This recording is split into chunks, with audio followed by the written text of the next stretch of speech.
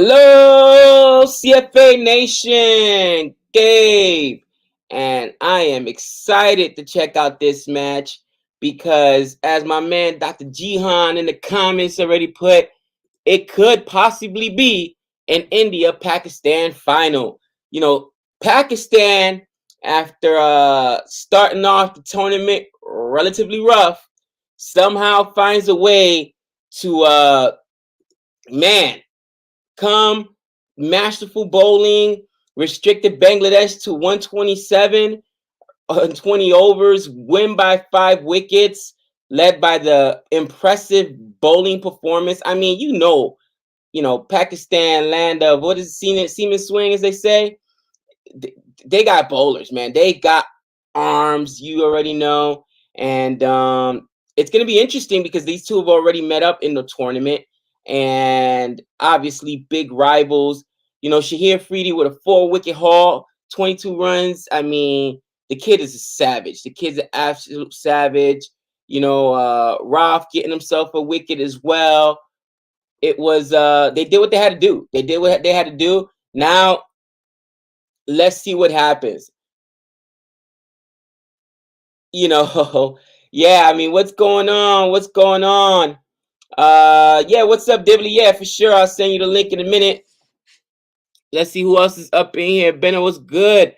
Pack bad from the dead. Yeah, I'm like, recording with Nick earlier tonight. I'm like, thinking to myself, man, Australia lost one match, and they're out. You know what I'm saying? And they lost the same amount of matches as England, same amount of matches as India, to this point. And Pakistan, which they thought they were completely out. I mean, you cannot. You got to be joking me, man. It is what it is, though. I mean, Australia agreed to not play the match. I'm sure hindsight is 2020. Maybe that's why Aaron Finch wasn't Aaron Finch wasn't captaining that last match. But anyways, it's guys. I'm not gonna lie, man. I was talking to Nick, and I'm like, you got to be kidding me, man. You couldn't be. You gotta be kicking me. Dibbly Dobbly says we didn't deserve to get through the semifinals. Listen, that may be true, but because we didn't play that match, we didn't get in. And if we played that match, then it would have been definitive. Oh, yeah, England was the better side. And I was advocating for England because it wasn't right the way they got, hosed because of DLS. But abandoned matches, like I said, is even worse to me. And DLS is terrible. Abandoned matches, that whole thing just rubs me the wrong way, guys. We had this conversation. We put out a video about it. I get it. All right.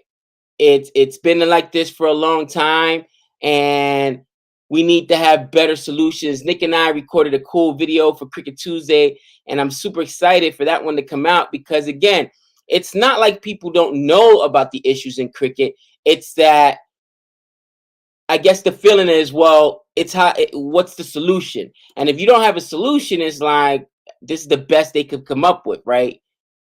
I don't have a solution, but that doesn't mean I'm going to accept a bad one. Does that make sense? And right now, if you're an Australia fan, you cannot feel like this was a good outcome because, again, you lost the same amount of matches that England lost, but they're going to get through and you're not because the match got abandoned and then net run rate and a whole bunch of other stuff that you really can't control. And man, I mean, I get it. You can't control the weather, but you could plan accordingly for it. And I think that that's going to be part of the conversation of this World Cup. But, those are my thoughts as we got 31 quickly up in the chat. Jack, I already sent you the link. Let me know if you got it. Guys, it could be. I mean, India still got to do what they got to do in this game here. And it's kind of dangerous sometimes to be looking forward or looking ahead and to the next opponent and not looking at your current opponent, right? India could get shocked by you guys were talking about it, you know what I'm saying? India could get shocked by Zimbabwe because underdogs have been losing. And, right now we're at what? 1-for-1, second, and India opted to bat. You've got a maiden over already bowled. So I get it that they don't have to, we're talking about India here, don't have to rush, right? They got plenty of time to score this. And, they won the toss, decided to bat, but you also don't want to put yourself in a situation where you have to score later on. And this has been probably India's Achilles heel, to be honest with you. It's the opening partnership. I'm interested to see if they're going to continue. And I mean, obviously, they still got Rohit and KL Rahul in that opening partnership. I mean, is it just me, guys, or is this opening partnership a problem for India? Let me know. What do you guys think? What is good? Got a super chat. Thank you, Dr. Jihan. Thoughts are Australia not making semifinals, only lost one game, but bowling fielding has been atrocious. Plenty of opportunities to bring up net run rate up, but fluff dump, strange selection, and muddled thinking. I agree. Strange selection there, Jihan. And maybe let me know in the chat. I know Jack probably knows. Not sure why Aaron Finch wasn't captaining, even though I've complained about Aaron Finch's play, right? But he's not captaining that last game. Like, strange selections, I don't know. But it just leaves a bad taste in my mouth. I'd rather lose and get beaten than just arbitrarily lose because of net run rate and an abandoned game. But we got the man, the myth, the legend. Thank you so much, Dr. Jihan, for the super chat. And yes, Jack, what is good, my man? Jack, I'm good, Gabe. How you doing? I read your comment already, so I know that you're saying we didn't deserve to get through, but we didn't get beat. All right? If England beats us, then I'm good with it. I was advocating for England when England, got hosed because of DLS. Yeah. But you're going to lose on a technicality at home? I mean, I don't know how you're not besides yourself, bro, honestly. I was on Friday, Gabe. I never do that, but I ranted on Friday in the second innings because we bowled horribly and we dropped Mitchell Starc for Kane Richardson. Are you crazy? And I read what Daniel Vettori said. Oh, we did it for tactics. Come on. Seriously? He's your best bowler and he will run through the Afghanistan batters like that with his pace and speed and Yorkers. You put in Kane Richardson? Come on. Australia's T20 World Cup game was bad from the first game to the last. It really was. And we don't deserve to go through to the semis. If you're relying on other teams to get in for you, you don't deserve to go into the semis. And Australia don't. It was an absolute shambles. But the same holds true for India. The same holds true for England. Same holds true for, think about it, because of all these DLS and abandoned matches, a lot has come down to net run rate. And I mean, this has probably been one of the worst case scenarios I can think of, other than, surprise, surprise, the last World Cup, where you got all these matches that were determined because of, coin toss, because of the do. And it's like, do better. You gotta do better. If the toss is gonna be that instrumental, then you give it to the higher seed. Give it to the team with the most wins coming in, with the most points coming in. You can't just make it. It's infuriating. It's infuriating, and so I don't understand how the ICC just. Dude. Well, Australia only got themselves to blame because the net run rate. They had 2 opportunities against Ireland, Afghanistan, Gabe. They stuffed them up big time. I mean, I get it, and I think you're being more objective than I am. Look at Jihan says, yes, exactly. I agree with you from that perspective, right? They could have done better. But ultimately, you have to go back to the fact that when you're talking about teams that are being left out, the current champions are being left out because of abandoned matches. And let's say India go on to, not India, England goes on to win the whole thing, right? Yeah. It's going to be India, Pakistan, England, New Zealand. And England it has got to have New Zealand's number. You know, England obviously battling with New Zealand, beat them in the ODI World Cup. It's like their Achilles heel. Yeah. Right? Their kryptonite. So let's say England wins it. If you are Australia, in your heart, England didn't beat us. So do you feel like, yeah, they really are the world champs? No, I don't feel that way. And it's because of the structure. They have to do better moving forward. They've got to look at this situation and say, we've got to plan accordingly and do it differently. There's too much money and too much at stake for them not to do it. And I mean, that is probably the most frustrating thing. With that being said, I understand your point, and I'm glad you're not making excuses. You're being a much better fan than I am, because guess what? That's true. It's true. Pakistan needed, even though they took the losses, Pakistan needed that low net run rate, needed to restrict the runs, and that's exactly what they did. They didn't just go in and win. They went in and won and restricted Bangladesh. What was it, to 127? Oh my gosh. Yeah, I was watching that game this afternoon, yeah. They knew what they needed to do. So, well, it helped because South Africa lost against the Netherlands for Pakistan. So it was basically an elimination final, basically. You know what I mean? Like, and what about South Africa? What is going on in South Africa? Somebody tell me. Now you know why they're called chokers, Gabe. Because of that. That's why. You and can't stop, bro. They almost blew it against what game were we watching live? I can't even remember.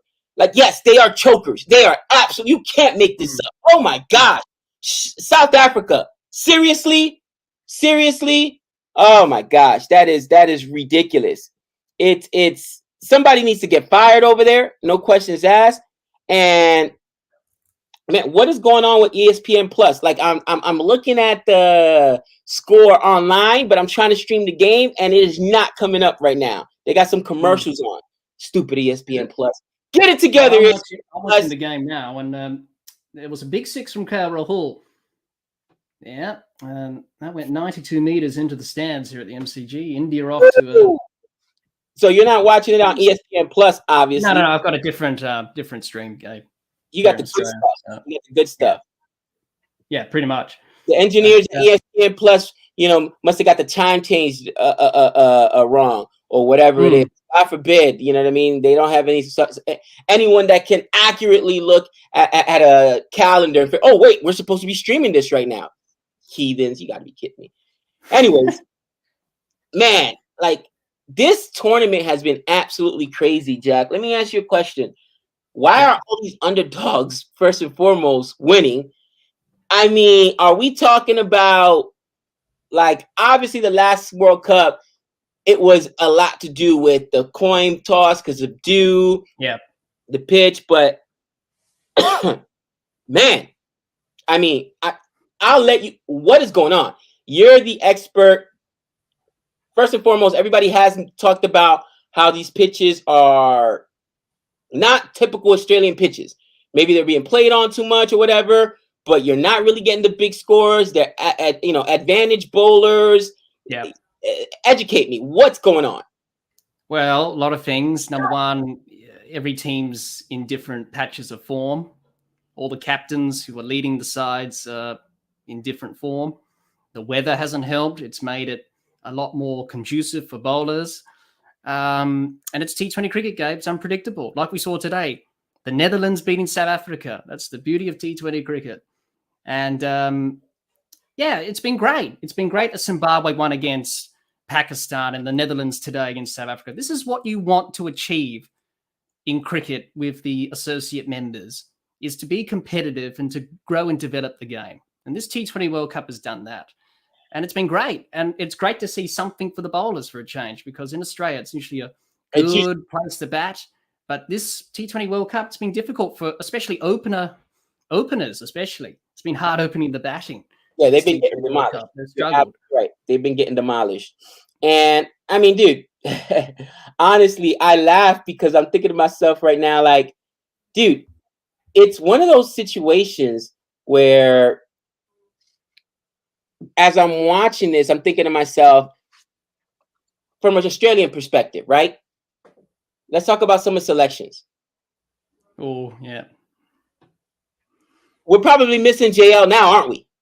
We're probably missing JL. Last time I checked, JL captained this team to that T20 World Cup. But now we got,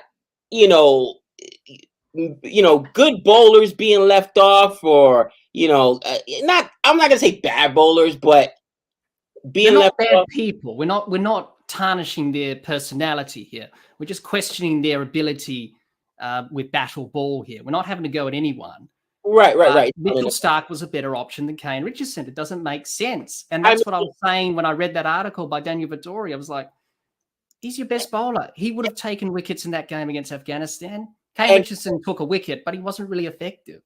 And Australia. Kane Richardson, last time I saw Kane Richardson, it was probably during the IPL. And we said he leaks way too many runs, not effective. And in a game where you need to restrict the run rate, like, what are you doing? You know what I mean? What's going on with the Aaron Finch thing, right? I've never been the biggest Aaron Finch fan. You know that. Okay. He missed out because of injury, Gabe. He pulled his hamstring in the last game against Ireland. That's why Wade captain. That's why Wade was captaining? Okay. Because I was like, I must have. And I'm like, what is going on? And, bro, listen, Matthew Wade can rake. I get it. But it's captaining is a different animal. You understand what I'm saying? Yeah, it is. You're a leader of other men. And Nick and I have said, in professional sports, there probably is no harder job than being a captain in cricket. Honestly. Yeah. And there's no American sport where one dude is basically in charge of the whole team. It doesn't happen, right? That's what coaches are there. That's what managers are like. Yeah. In cricket, there's so much responsibility put on that captain. And Matthew Wade made captain a BBL team. That's different than captaining, you know what I mean, the Australian national cricket. It is, different level, yeah. And I'm like, in a World Cup, like, dude, everything that could have. He was the next option. He was the vice captain of the side, so your vice captain's captain. And there are so many factors, Gabe, that we can pin on Australia. Not just Wade's captaincy in that game against Afghanistan. There were a whole heap of other issues. The batting didn't fire. Finch was out of form. Maxwell wasn't in form. He scored a 50 in the last game. Where was that earlier? Too late. And the bowling was poor. I had a go at the bowling in the stream that I did on Friday. I was like, you're bowling too short and wide in Adelaide. Well, to be fair, the short square boundaries. They kept doing it. Well, to be fair, it's not that hard to adjust your line and length. To be fair, Patty Cummings, who, by the way, in my opinion, would have been a better captaincy selection than Matthew Wade because he is the captain of the test team. Patty Cummings bowled well, didn't get any wickets, but he didn't get pumped either. You know what I'm saying? No. Like, it's just, to me, it felt like it was an unmanned ship, if that makes sense. You know what I mean? And they sort of lost their way in that game, and they stuffed it up with the bat as well, and the bowl, the tactics weren't good, the selection wasn't good, and gosh, that's why they're out. It's frustrating. I was frustrated, and I'm still angry today, a few days after the game. And here's the last thing I'm going to say about that before we get into this game. Guys, I'm still trying to get my stream up because, unfortunately, I'm not sure what's going on with ESPN Plus. I'm trying to find a different way to watch it. But everyone, a wicket has been taken. Oh! Zimbabwe got the first wicket, and I believe it was Campbell who pulled it straight down the square legs fielder throat. Rohit. Square leg. Is it Rohit Sharma? Sorry, Rohit Sharma was out. Told you. He's on his way, trudging back to the pavilion. Rohit gone. Gone for 15. It's 1 for 27, India. 27 Nothing for much on this game for India, really. They're through to the semis, but it's all about ticking off the boxes before they play that semi-final against England. That's going to be their big test on Thursday, because I think that's the second semi-final in Adelaide they will play. New Zealand and Pakistan will play the first one in Sydney. They will be on Wednesday. And then the finals back here on Sunday, Gabe, next week. So this T20 World Cup slowly coming to an end. Thank goodness for that. Slowly. And you know, it's brutal. I'm actually out of town next week. Fortunately, we'll be watching my son play football, his last home game of the season. But man, I might jump on your stream or somebody else's stream because it's 2 hours ahead actually. So we'll be in the hotel. I might just have to go down to the lobby so I don't keep my wife and my kids up in a hotel room. but I'm gonna have to watch it. You know what I mean? It's a World Cup final, and it'll be Saturday night / Sunday morning for us, so at the same time. And you know, man, I don't know who I want to get through more. But with that being said, here comes King Coley, who, by the way, I don't know if you knew this, Jack, but yes, I'm a toot myself and CFA Nation. We called the Coley comeback, and we called it way before it was popular. Like, yo, this guy looks different, cousin. And I think it stemmed from him just saying, you know what, take it all. You want the RCB captaincy, take it. You guys are destroying me in the paper, fine. I'll give up the captaincy, ODI. What more you want? You want blood? Because for a guy that's accomplished as much as he has, bro, Coley gets so much criticism. And I was like, where's Rohit Sharma's criticism? Again, gone early. Right, not helping his side. People love Rohit Sharma. He doesn't get the media, the press, they don't crush him like that. But I think it's when you're on top, everybody wants to crush you. You know what I mean? When you are that guy, it's like it's an easy target and cannon fodder, man. But you know, I want to see Coley do well on this side here. I got no dog left in the fight. West Indies was never even in this T20 tournament, even though they were. And of course, my adopted team, Australia, out by some ridiculous net run rate rules because of abandoned matches. And you know what? I argue to say if JL was there, he wouldn't have abandoned that match. He said, no, we're playing this, England. Abandon the match. How does that feel now? Oh, you know what? I'm not going to get into this. Anyways, Jihan says, I was expecting South Africa to choke in the semifinal, but they did one better. Only had to beat Netherlands today to get through one of their worst choke jobs. Yes. Well, you can never underrate anyone in cricket. You can never take anyone lightly, and the Netherlands played well, so they deserved their victory. South Africa were a bit complacent, and this stuffed it up again. Choke job of all time. I mean, come on. Bro, USA could beat the Netherlands. I'm calling it right now. USA will beat Netherlands, son. They're not that much. Are you serious? Netherlands? You might as well lose to, like, you know what I mean? What is it? What was the Darlings in the last T20 tournament that would be in everybody until they got to play the big boys? Namibia, yeah. You might.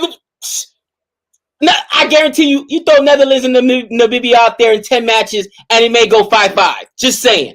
Are you serious? Like, that's a choke job. If it was, man, if it was in South Africa, I'd be calling match fixing right now because that doesn't even make a little bit of sense, bro. I will say this. The Vegas sports books are loving this tournament because they're making so much money because of all these underdog winning.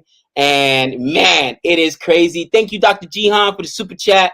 Yeah, a bad choke job. And man, you know what? It wouldn't surprise me if in a few months we start talking about match fixing or something like that. That's absolutely bananas.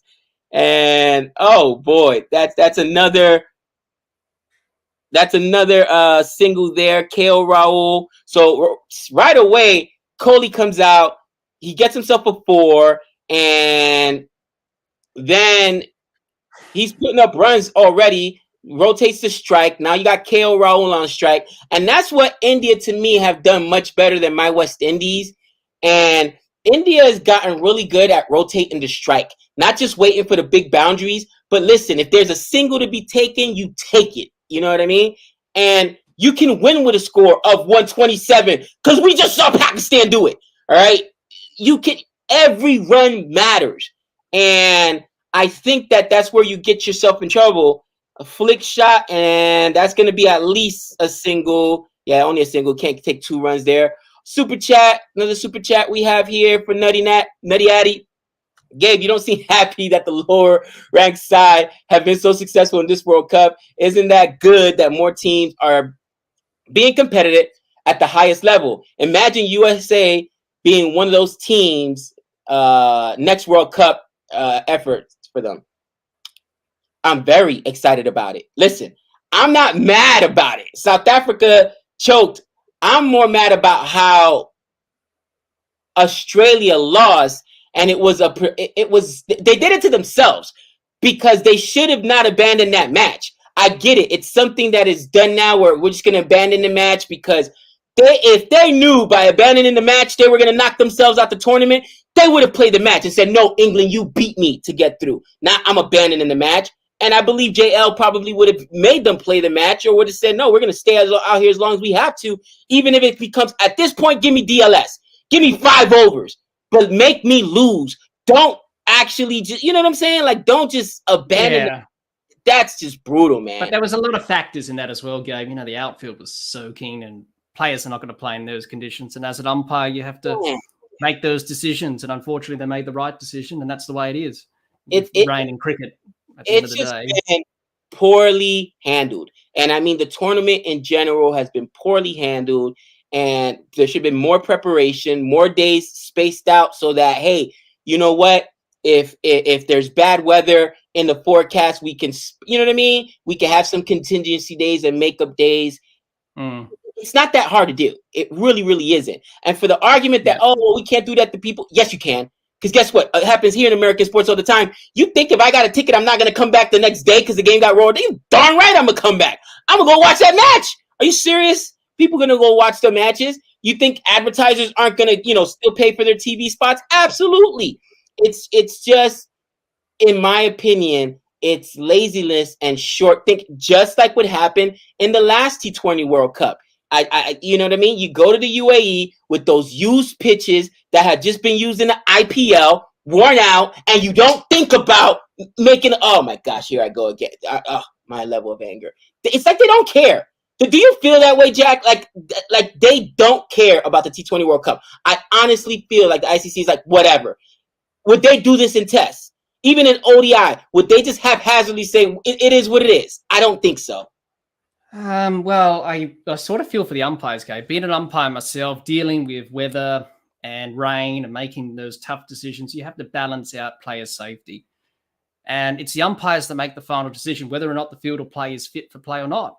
And on some occasions, it wasn't, like the game between Australia and England. That was not fit for play. It was soaking. It was wet. There was some wet patches that were concerned about. And they had to make that decision. Unfortunately, we just lost too many overs, too much time in that game. So that's the way it goes, unfortunately. And that's where I understand player safety. And again, that's why I don't blame the umpires. I blame the ICC because, again, it should be as simple as we'll play tomorrow. Push it away. But you don't have extra days because you didn't plan accordingly. Because you try to shove this tournament. And it goes back to an argument that I actually had with Nick and Azjad. Is there too much cricket? Because everybody's trying to work around everyone else's schedule. Everybody's trying to fit everything. Is there just too much cricket going on? And if that's the case, I don't care if the IPL is next week, which it's not. I don't care if the BBL is a month later. I don't care if the CPL. I don't care what else is going on. T20 World Cup, the Test World Cup, and the ODI World Cup should take precedence over all those domestic leagues. Bottom line, you plan around us, not the other way around. I just don't get it. It doesn't work that way, unfortunately. It's too much power, and it's all about money, and it's all about making profits, I'm afraid. And the ICC can't do anything about it. It's up to individual cricket boards to make those decisions. Oh.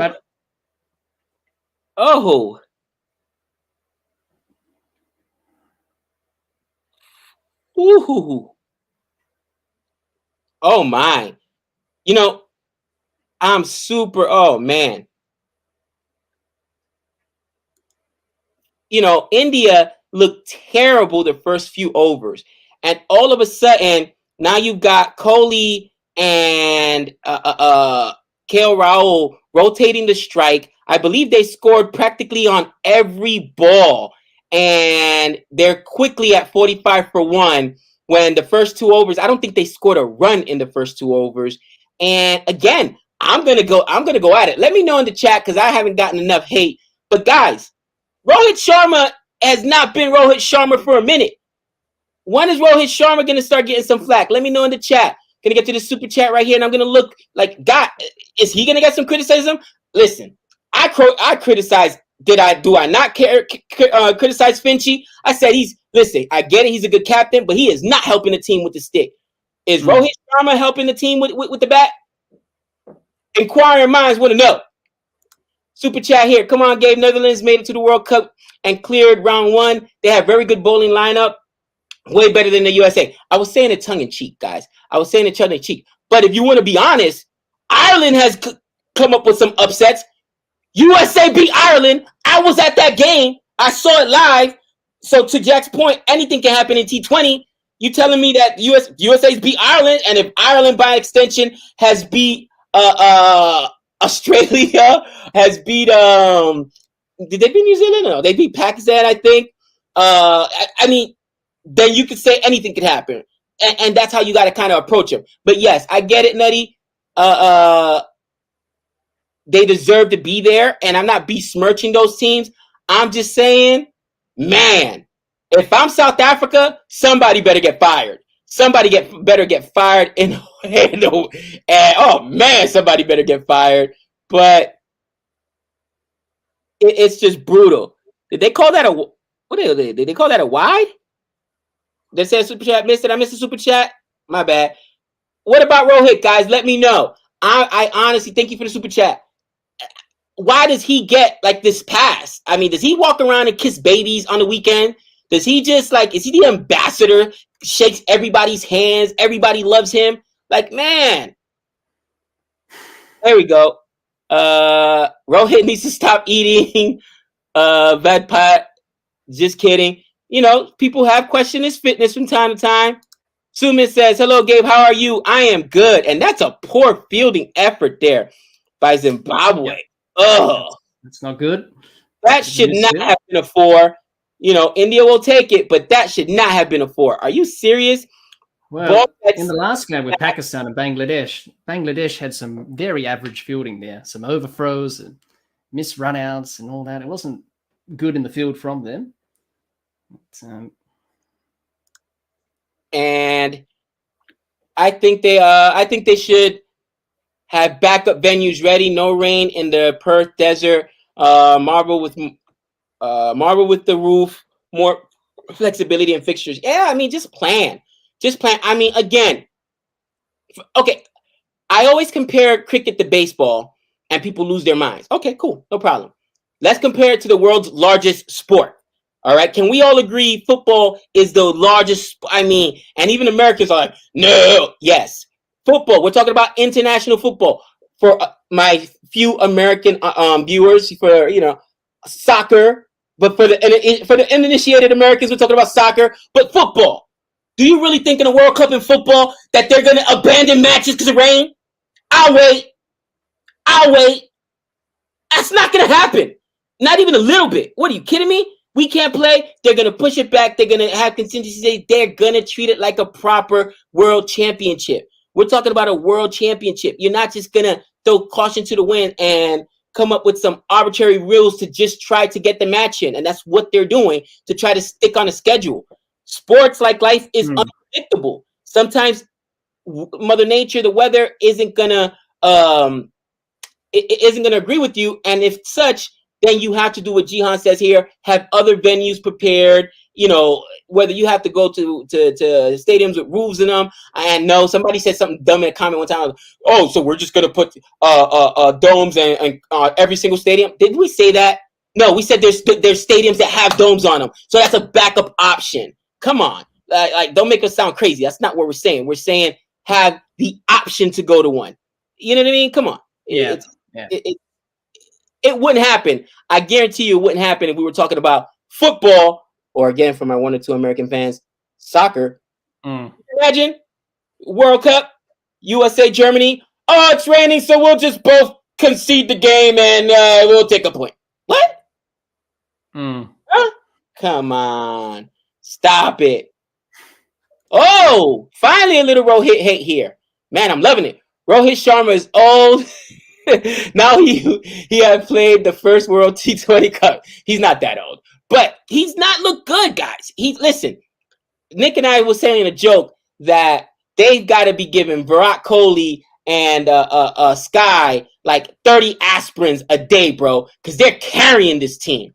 Realistically speaking, their back must ache because they're carrying this team. Because if it's not Kohli, it's Sky carrying this team almost every match. And you can't expect that from them. Every single match, that's insane. Somebody else step up. And it's nice to see KO Raul stepping up right now, putting up some runs. But you're just like, seriously? Rohit needs to step up. Rohit will be gone after World Cup anyways. No point criticizing him. Not like we can drop him now. Interesting. I have not heard people saying he's going to be dropped. Okay. Rohit has to strike early, and yes, he is not in great form, but the way Raul has played pressure on him to play air shots. And yeah, no, KO Raul has not played well. I agree with that as well. And I said the opening partnership, I just specifically point out Rohit because when Kohli was captain of the ODI side and even the test, Kohli always gets criticized. And everybody says, oh, Rohit Sharma is such a superior captain. Is he? Is he? There's been some big losses under his belt. And on top of that, he's not been doing his job with the bat to perform. So is he gonna get criticized? Let's see. Anybody else in the chat? Ireland beat England via DLS. I agree, but it was still a win, right? It's a win in the record books. I went off about that. But it is what it is, right? DLS, as you guys told me, is the best algorithm we have, even though you need a doctorate in aerospace engineer to figure out that chart you send. I still haven't got to do that video, by the way. But I literally showed Nick and another teacher, like, do you guys understand this? Like, am I taking... I can't do this math. What? What's going on here? So I'm sorry, Jack. I didn't realize as a cricket umpire, you have to be a mathematician as well. Is that on your resume? You have to do the calculations. You have to change the hours of the game as well, and how many overs bowlers can bowl. So you have to be a mathematician to be an umpire as well. So. I'm like, what is this? Bro, I look like the periodic table or whatever. Like, wait, what element am I looking up right now? Yeah, with the wickets, the overs, wickets. Dude, it looked like the periodic table. I thought you were joking when you sent it to me. I was like, oh my gosh, is he serious? And that's actually the table. Oh, there's a big six. Hold that, cousin. What a shot. And was that KO Raul with a 6. He destroyed that thing. He must be listening. Oh, is that another one? And no, that's going to land short, but it's still a 4. Did he just hit the boundary? Back, it was almost back-to-back 6 there. But this is the KO Raul I know, a guy that can absolutely rake. And, man, he's absolutely demolishing these balls. Now, on the replay now, it shows it fell probably, what would you say, Jack? Maybe a few feet from the boundary? Yeah. Now, I do feel like that player could have laid out for that ball, at least dive, give an effort. Gosh, Zimbabwe's putting up no fight here. Well, there's really nothing for them to gain from this game today, Zimbabwe, but pride. Pride. Competitive. And maybe you position the team. There's always something to play for in any game of cricket. You're representing your country, Zimbabwe. I've been impressed with how they've gone about at this tournament. They've done well in the first round, fallen away a little bit in the Super 12. But their fans have been passionate, and a lot of their fans haven't even watched a game of cricket until this T20 World Cup. And they always cheer and jump up and down and cheer on the team, which is great to see. So for them, something to gain out of this game. For India, it's all about ticking off those boxes before the semi-final next week for them, which is against England, which is going to be an exciting match. Exciting match. I know Nick's going to be, suffering through that match, and I'll love it. I've got no dog in the fight, so I'll be chastising him either way. You know what I mean? It's Wednesday? So I think I'll be able to stream that one. At least most of it, 68 for 1. Guys, we are 68 for 1 in the 8th over, and KO Raul has woken up. I don't know what Kohli whispered in his ear. He said something to the effect of, not with me. Not with me. You better go out there and put in work. Because since this partnership has come up, man, they are absolutely attacking the ball. And Ooh, some good bowling right now, attacking the ball and getting some runs. So 168 for one in the 8th over. Jack, let me ask you a question. Go ahead, Gabe. Do you think, and talking about guys getting dropped, right? I'm getting finally all the Rohit Sharma hate. It's not just me. The guy's been bad. Thank you very much. You know, the announcers, I guess, don't talk about it. Rohit has lost his mojo since he became captain. It's like what happened to Kohli a few years ago. He could be placed 4th. I mean, he could also be placed at 4th. Zimbabwe has been fielding poorly today. They have. And like I said, even that last 4, I don't think the fielder could have gotten to it. But if he dives, he pulls a John T. Rhodes and dives, maybe you get to that ball. And yes, this outcome isn't going to push you through if you're Zimbabwe. But as a player, you lay out like I tell my son this every time. I don't care if it's your route. I don't care if you're getting blown out in a game. This is the one that plays in college football right now. You always lay out. You always lay out. You always play the hardest because A, you don't know who's watching. B, it may be your last game. You're one blow away from it being your last game. You understand what I'm saying? Yep. So Yeah, you absolutely. always have to take it that Play serious. it like it's your last game. Always. Play as hard as you can. It's your last game because you never know when it will end. Thank you, Dovetail, for the super chat. Please be kind to South Africa. Earlier, they would choke almost every World Cup, but now it's every 2 World Cups. Rohit used to be called throw it to Sharma. Throw it to Sharma? Really? Oh, because he was a bad fielder. So Jack, my question to you was, as I'm, finally getting some people on the train of, listen, Rohit Sharma's been bad. A lot of these captains have been bad. And to Nick and I point, we said this a long time ago. Captaincy is probably the most, no other, by the way, I'm not sure if you follow many other sports, but at least no American sport has that captaincy. We have captains, but they don't choose bowling lineups. They don't choose batting line. They aren't in charge with a selection. The amount of pressure of being a captain in cricket, bro, you better get 2 salaries. Honestly, you better get 2 salaries. Is it captaincy that you think? Because even Kane Williamson, name a captain that's been good. Name one. All right. I mean, and people right now are making a point. Oh, it's like what happened to Virat Kohli. So is it the captaincy that just really besmirches? Not besmirches. That's the wrong word. But just it's detrimental to the play of the individual player. What are your thoughts on that? And before you answer, what did I 10115 on? I'm always consistent. Yes, Gabe, it affects a lot of players. You're either suited to captaincy or you're not. There were some very good players throughout the game that were very good captains, and they relished the captaincy and they played better. Some players, they don't relish the captaincy. They don't really play as better as they did when they weren't captain. Like Joe Root, for example, he wasn't a good captain. Right, he's much better when he's not captain. Oh my God, scoring a lot of runs. So that's the point. It either suits you or it doesn't. I forgot about people. Yeah, you got to pick players who are going to be born leaders, like Ben Stokes from England.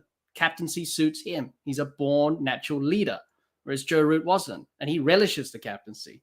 So it does hamper you in some way. It's a lot of responsibility, but you got to relish that for the job. And that's your job as captain. You've got to relish that responsibility of being a captain because it's not easy. And captains are under a lot of pressure. Aaron Finch in this T20 World Cup under pressure because he's not playing well.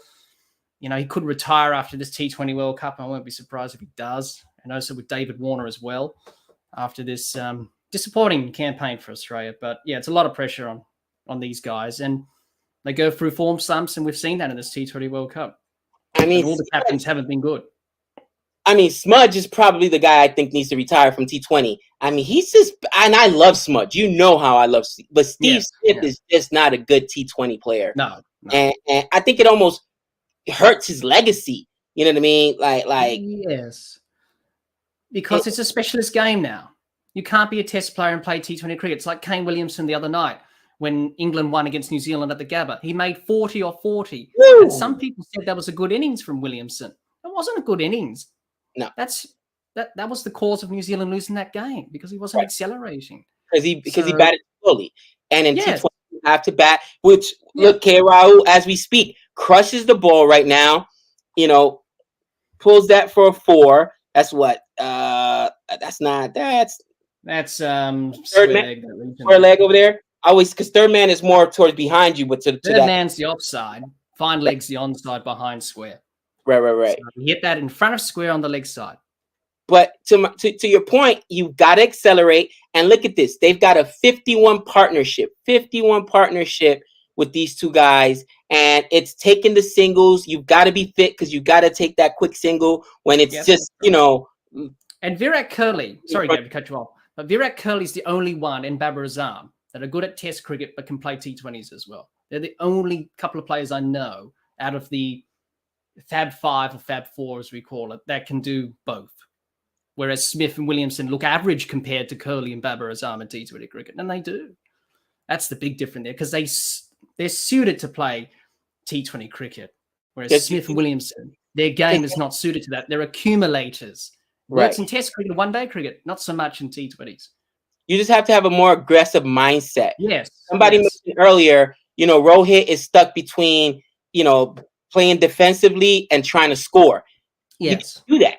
You know what I mean? You have to go out and score and play your shots in T20, and you can't waste any balls, because you've only got, you know, 20 overs. You know what I'm saying? You got those 20 overs, 120 balls. So you need to score. Every dot ball is a wasted opportunity. Another super chat here. Finch top scored against Ireland, 68. Maybe his last inning for Australia. Ireland with 25 for 5, but with Finch off the field, Australia had 5 to 6 captains. It was just chaos. And yeah, again, leading men is not easy. Being a leader of men is not easy. And I've seen all these captains struggle, and Nick and I were having a conversation like, is it even wise to put that kind of pressure on captains in cricket? Because, you know, other Indian, you know, captains, somebody had mentioned to me before, when, hey, it's not just Kohli, you know, even the greats like Sachin, you know, struggled with captaincy. Yes, he did. And at the same time. And I mean, I think the only one that, you know, MS Dhoni might have been the only one that didn't really struggle with the captaincy and being that marquee player. But why would you put your best player in that position? If you're my best player, I probably don't want to put you in the captaincy position, because then it could affect your game. You know what I mean? And just because you're a great player doesn't mean you know how to lead other men. That's right. Do you know who Derek Jeter is? I've heard you talk about him, Gabe, but re-jog my memory. Well, he's the Yankees captain. He's like one of the greatest Yankees in modern history of all time. Retired now. But, you know, he had this documentary that they put out about his life. It was super cool. And he talks about how, you know, you got to take different approaches. And as a captain, as a team, you're more of an honorary captain. It's not like you have the ability to select who pitches in baseball or who plays what position in shortstop, or it's just you got to see. But you're more of a, you know, a rah, let me get you pumped or whatever. And he said, with some guys, you can get in their face, yell at them, scream at them. Yeah. Other guys, they need that love. They need that hug. They need that encouragement. You can't approach everybody the same.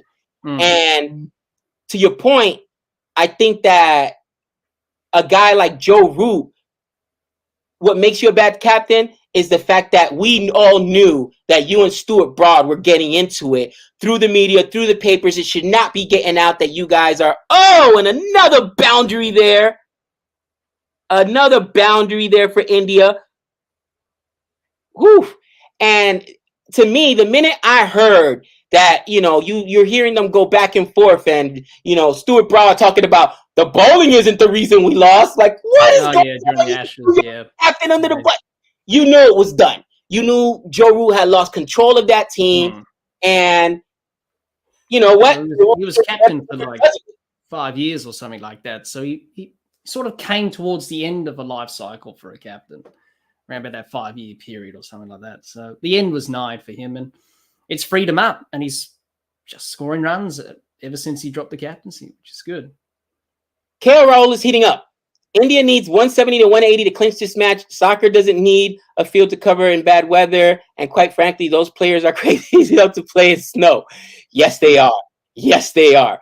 Listen, my wife's brother, and I've mentioned this in the channel before, my wife's like football or soccer royalty.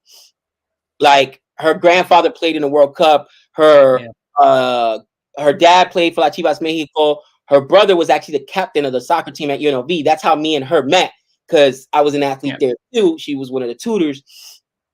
And listen, I thought soccer players were soft. You know, in American sports, if you're not at the time of, you know, and even till today, you know, soccer's more of an international sport. So if you don't watch it to the uninitiated, soccer is like, oh, they're soft. All we think about when we think about soccer players is, oh, the guy took a dive. And they do. I literally, the first game I saw my brother-in-law play when we were there was they were going for there was a throw-in on the side. And he's a tall dude. My brother-in-law is 6'2". That's where, again, my kids get their height from, because Savannah's actually taller than me. Thanks, Han Solo, for pointing that out. I posted a Twitter. I never post pictures on Twitter, but I dressed up for Halloween, and me and my wife, so I posted to Twitter, and he's like, oh, you know, Gabe even got the prince height or whatever. No, Savannah's just tall for a woman, all right? I was going to say girl. They're Hawaiian. They're just, you know, by nature. They're part Hawaiian, part Mexican. They're tall. Anyways, Jack, they jumped up to do a header, and literally, like, he goes for the head, and then with his elbow, he goes back and breaks to do that very first, like, 3 minutes of the game. Red card. And he was the captain of the soccer team at UNLV. Oh, that's Ornelas' third red card of the season. What? Third red card already of the season. Like, bro, if you actually seen him, it's not quite rugby, but I can tell you right now, yeah, soccer players are crazy. It is not a soft sport. You know what I mean? And it's I think all athletes just have that natural aggressiveness to them. You know what I mean? Yeah. But unless you watch the sport up front and personally, you don't know how rough these guys are. And that's the end of the over. 85-1 in the 11th over. So they're scoring at a good enough clip, I think. Somebody's saying 170 or 180 to beat or to clinch because of the net run weight. I don't think they'd need 170 or 180. It doesn't matter. India will. It doesn't really matter. I was going to say, they don't need 170 or 180 to beat Zimbabwe. What are you kidding me? No, they'll still top the group if they win tonight, because I don't think Pakistan have a good net run rate than India. So it doesn't matter tonight. They just need a win. They top the group. They play in that semi-final against England on Thursday at the Adelaide Oval. That second semi-final. So, to answer your question, Dr. Jihan, is it time to send Daniel Vettori back to New Zealand? Well, I don't know why he's there. I don't know why we got him in the first place, but probably after what he said in that article that I read, I didn't really agree with what he said there, because it didn't really make any sense to drop Mitchell Stark for Kane Richardson. But anyway. So I'm always so behind in the chats. Where is it? Here, got it. Yeah. So is it time to send Dan Vettori back to New Zealand? Well, let's just say this. I'd be giving a call. Hey, JL, what are you doing? You want to come back? Because it ain't looking good. Oh, and there goes a wicket. Oh, no. That's a replay, right? That was a Rohit wicket. I think that was a replay. Oh, I thought the wicket had just been taken. I was like, oh, no, that's Rohit. And I mean, listen, at this point, India got plenty of wickets in hand. They just can't take those two, any dots. They've got to score and continue to put up runs. But, I think that, Baz getting a little criticism as well, right? Bazball getting a little criticism as well. And especially because, that aggressive mentality, it probably will work much better in T20, to be honest with you. It's not a test strategy. It's not a proper test strategy. But what do you think about the new Australian? And that is going to be a wicket. Yep. Up in the air. From the fielder there at long off. And was that Virat? Virat gone. Yep, that was early. 26 off 24. And yep, straight up in the air. And you can see they're starting to accelerate. Carol sitting on 45. And Kohli just did not get all of it. But again, now you've got Sky coming in. And again, these guys, either one match or the other. It's either Sky or Coley, or both Coley and Sky. And for once, I'm glad to see somebody else get to a 50.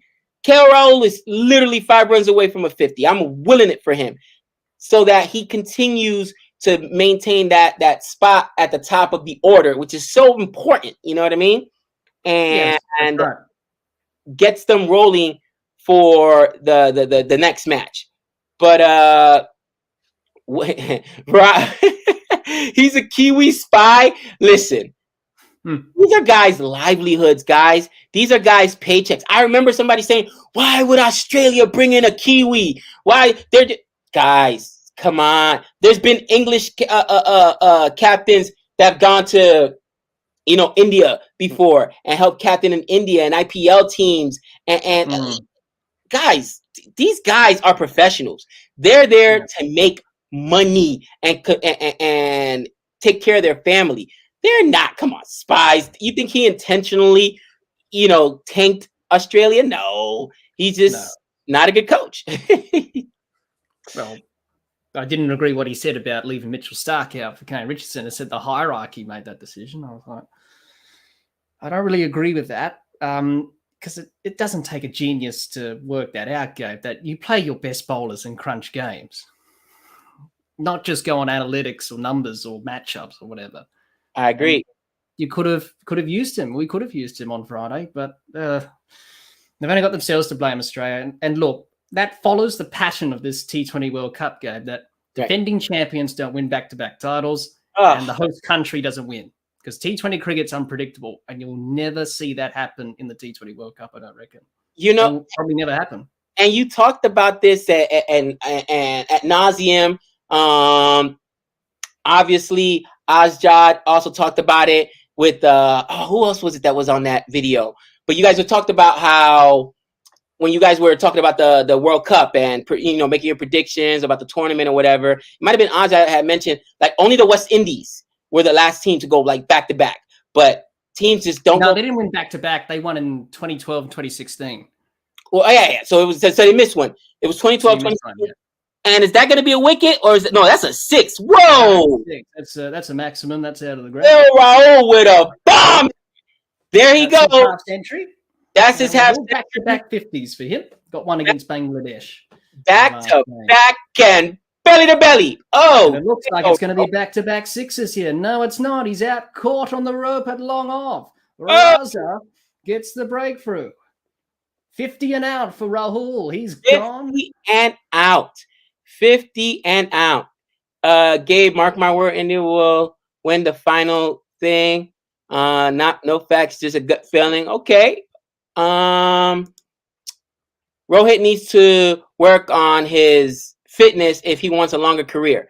And that's also been a knock on him. And as an athlete, you got to take care of your body, right?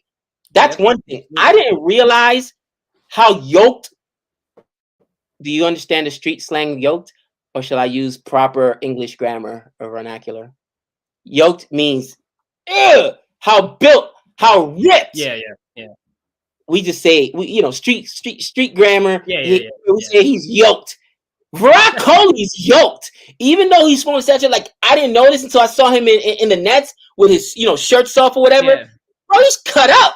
Remember, I saw pictures of a young Virat Kohli, and he used to be a little chunky. You know what I mean? He had that baby fat on him. He wasn't. So he took his fitness to another level. Same thing. Steve Smith. Steve Smith was a little heavier, a little pudgier when he first. Yep.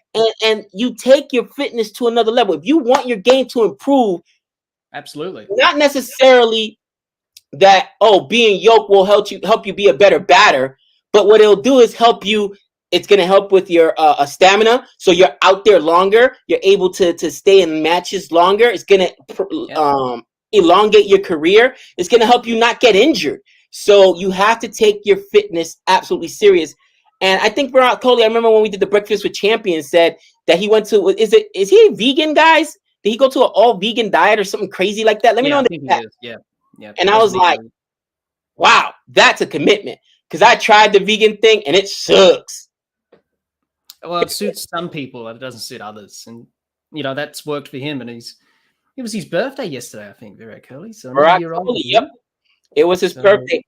And here goes Pant. Now, this was also what I talked about. He's a vegetarian, not a vegan. Okay, thank you for the information, guys. This is why Pant has got to be in. And Nick and I talked about this.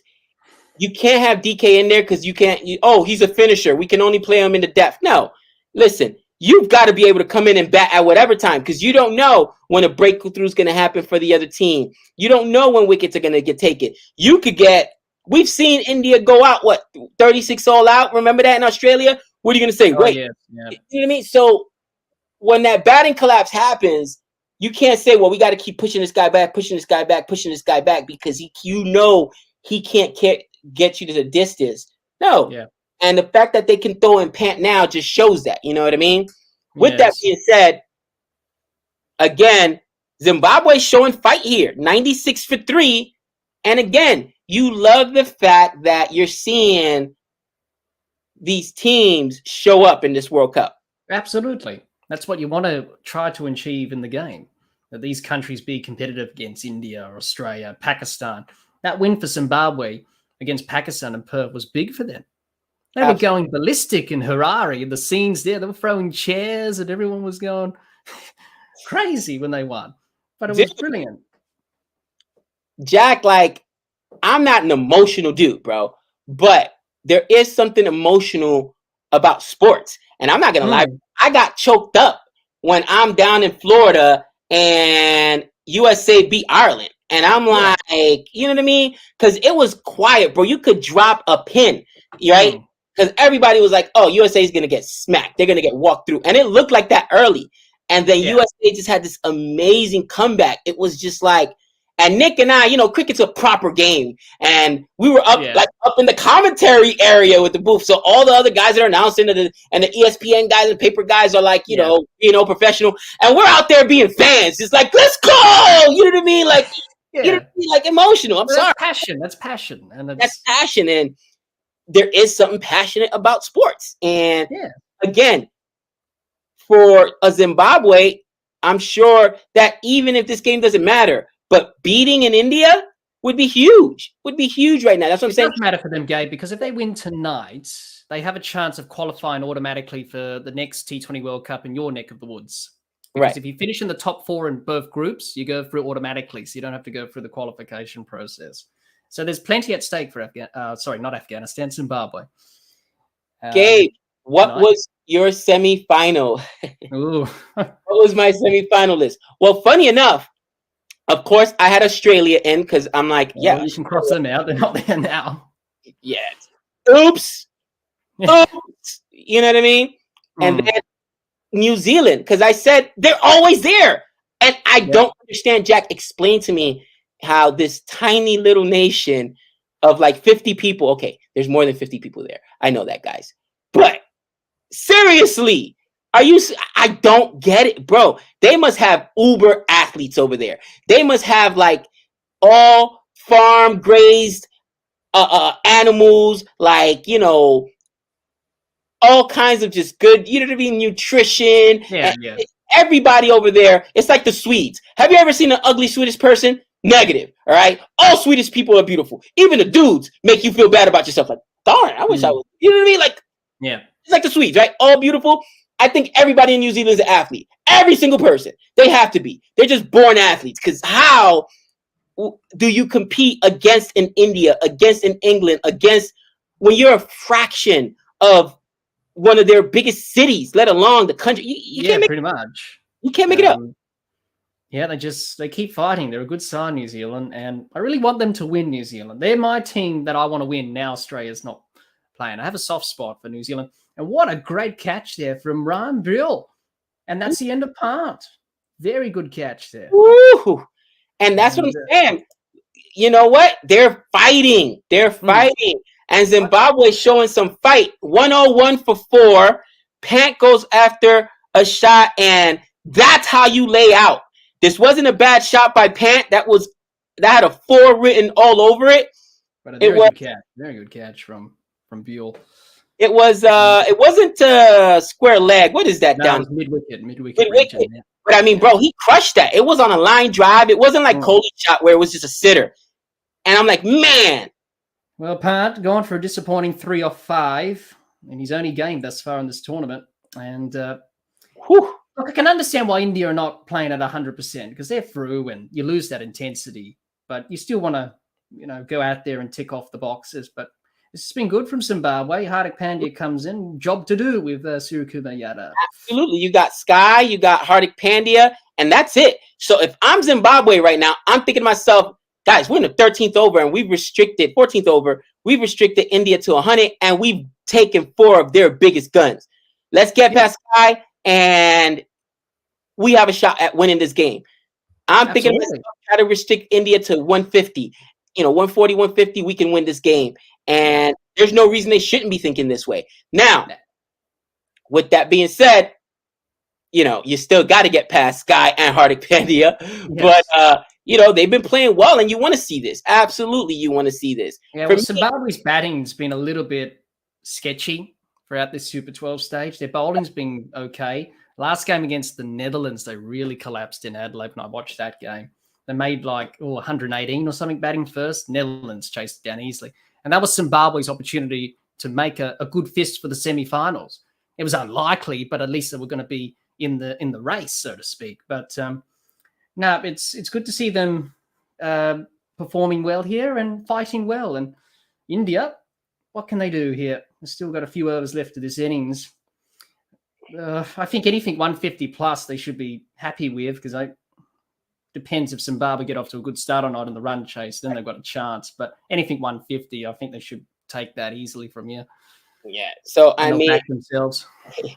And back to my final 4. You should feel good if you're an England fan because, of course, I left England out, predicting Australia and New Zealand get through, and then they nearly stuffed it up against Sri Lanka. They nearly they did Australia a favour, but they got over the line just.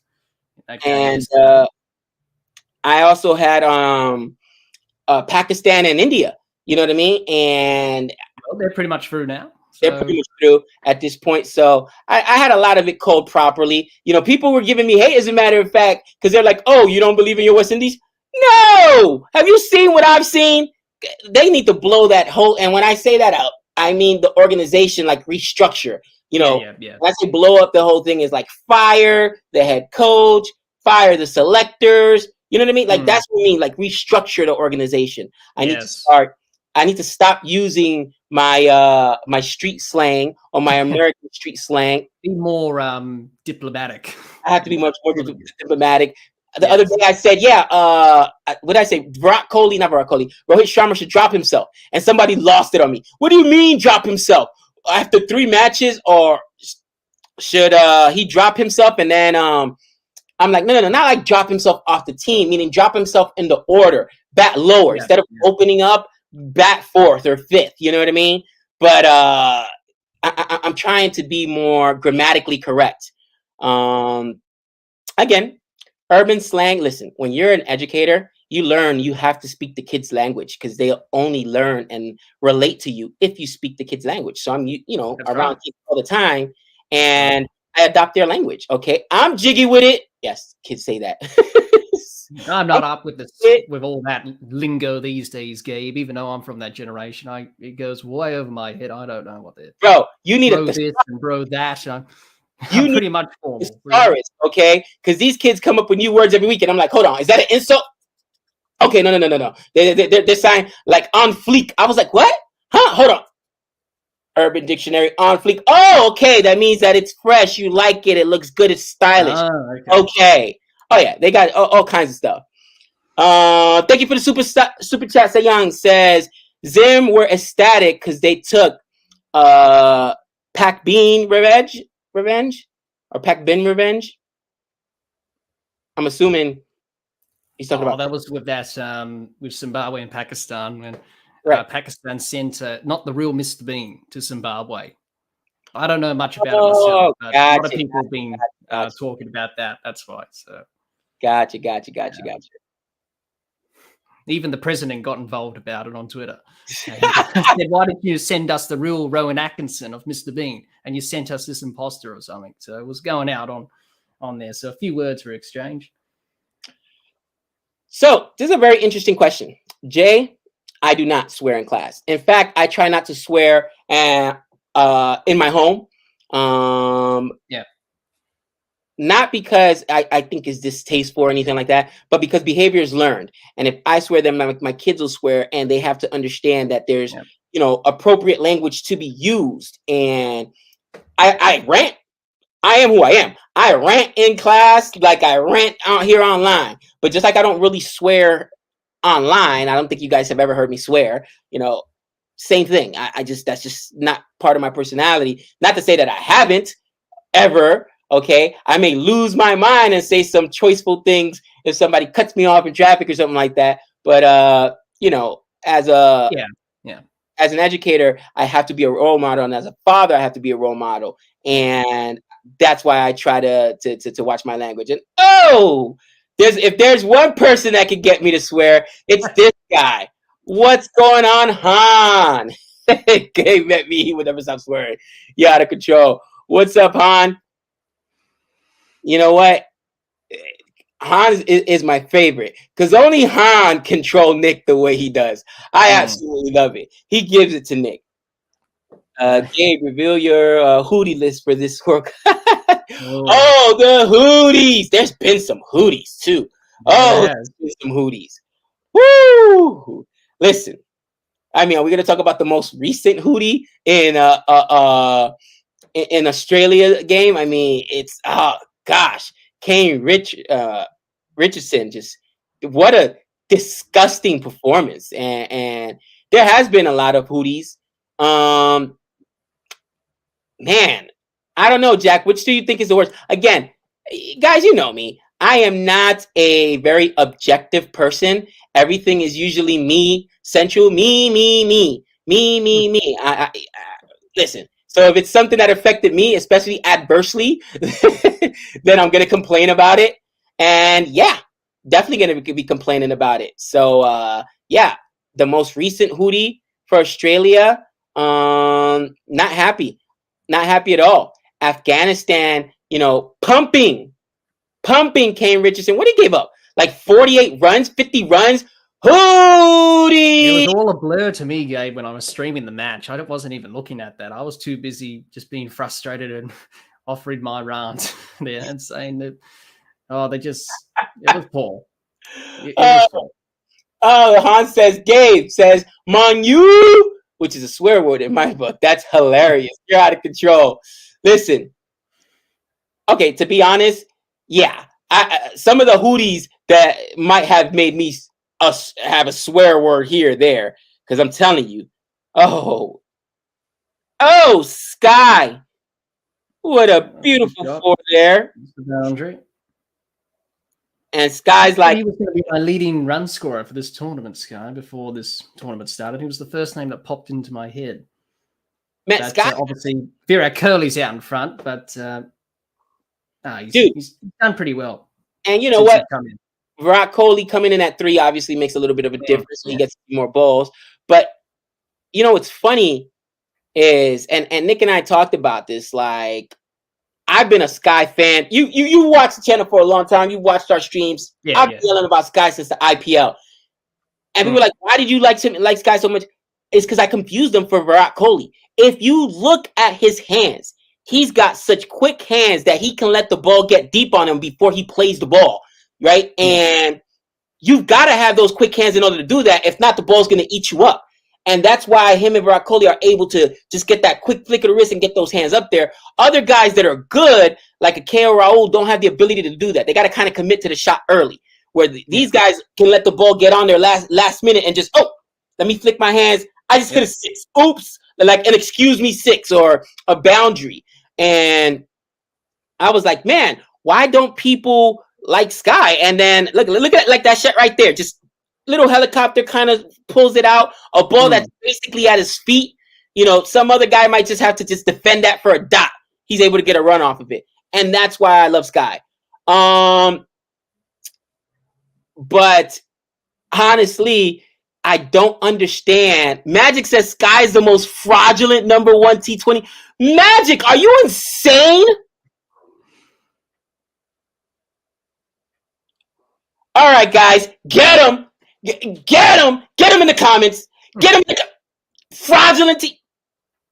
Stop it. And there goes another boundary. Oh, Hardick. Guys, Sky's an absolute monster. If Sky batted in the opening partnership or batted at 3 where Coley bats, his numbers would be gaudy, okay?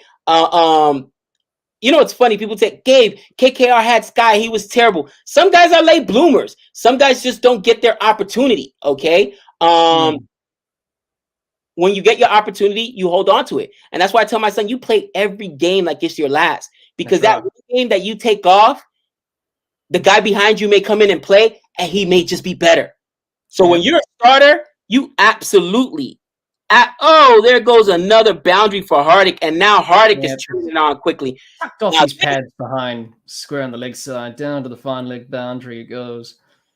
It was not a really good ball there. This he was able to help that around the corner for 4 leg buys at the end of the day, so that wasn't off the bat. It's 4 leg buys, so they'll take that, India. I love this. They say, I think Sky can open. Yeah, I think Sky can open as well. I mean, he could play pretty much any shot. Dude, honestly, this is a guy, something I should get killed for. And both Nick and I, but me predicted, because I hate it. I thought Hardik Pandya was the worst all-rounder India had. And you can't blame me, because for 2 years, he was trash. Guys, the first 2 years we started watching cricket, he was terrible. I would venture to say they probably shouldn't have been playing him. Because if he was that injured that he couldn't play, you can only hurt yourself. You know what I'm saying? Yeah. Like it's night and day how good this guy is with the bat and the ball. Like this last year that he's been healthy, starting with the IPL and seeing him win that champion, this is a different Hardik. But the last 2 years, bro, he was absolute basura, which, by the way, is not a swear word in Spanish. It means trash. He was trash. He was absolute trash. And the guy absolutely, and honestly, I don't, when I say guys are trash, they're all top-notch athletes. I can't go out and do what they're doing. But there could be somebody else waiting in the wings that can. And that's why I always say, like, look, this guy's terrible. And, it's another boundary. Another boundary. And you see what I'm saying? Look. Yeah. Wow. Somebody say that he's please, somebody. Jack, why? Explain to me. Why the hate? Why the hate? Somebody, people have different opinions on certain players. It's, the way it goes in cricket or all sports. You like one player, you don't like them, you don't think they're good enough, or you think they're good. That's what I mean. Look at that ball he played. That ball was in on him already, and he's just able to get his hands to it so quick and hit it away for a boundary. Such fast hands. I mean, come on. No, he's got the talent. He's got the skills there, and had to bide his time. But since he's come in, he's made the most of it. And in cricket, you can't let opportunities slip. And you've got to be on your game every game you play as a batter or a bowler.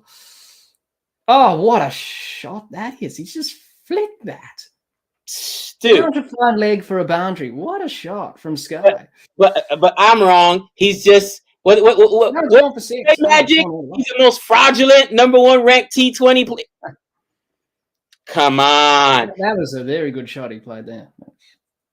I get it. Sky reducing Hardik confidence, making him play risky shots to get out. So Magic must be a Hardik fan. But come on. Did you just see that shot? Come on. Another fluky 6. You guys are hilarious.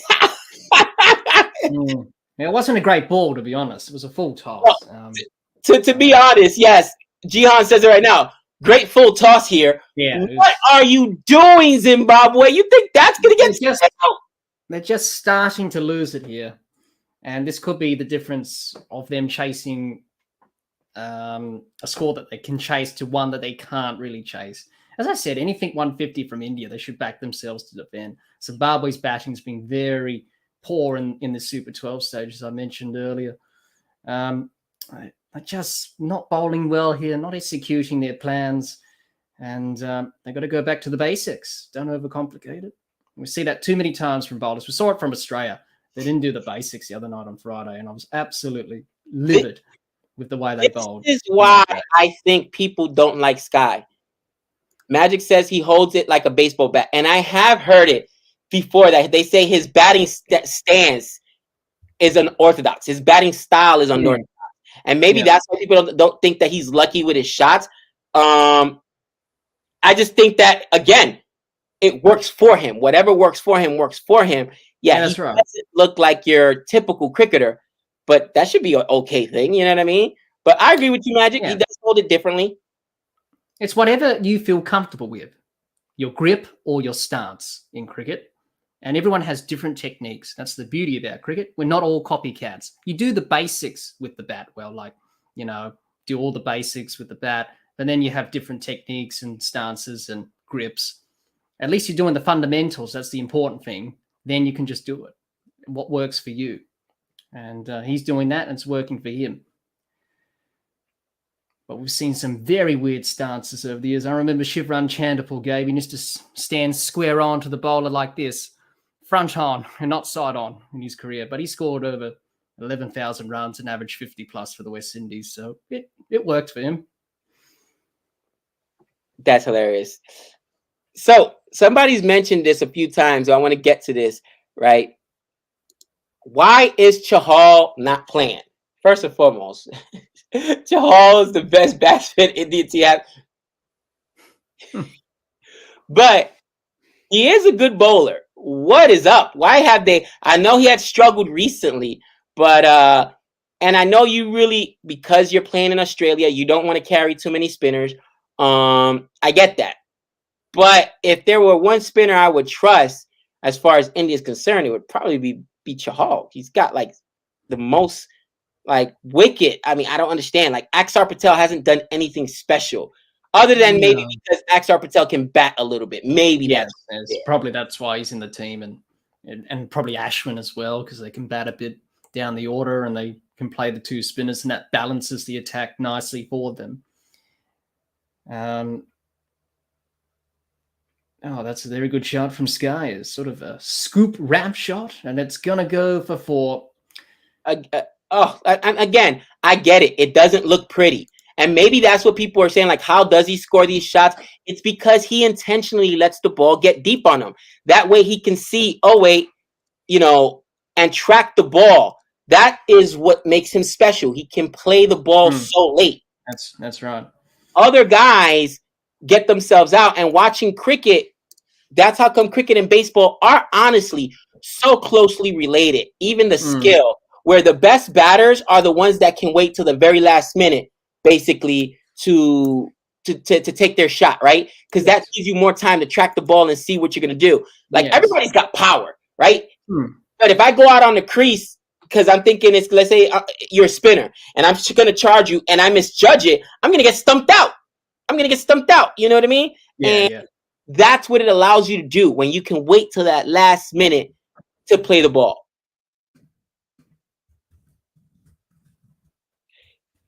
Will it swing for Boovie tonight? I don't know. I mean, that is a crazy shot there. And he still, his badges is to get the bat on the ball. Like, again, it is absolutely being able to say, okay, I know nobody's back. I can get the bat on the ball. Because at this point, we're in the 18th over. Every dot ball is advantage them. So if I have a chance to score, I will. And that's what he does well. Sky can't lace the boots of Aiden Markram. I like Aiden Markram. I really do. I like Aiden Markram. Now, didn't quite bat well today, I don't think. Did not bat well.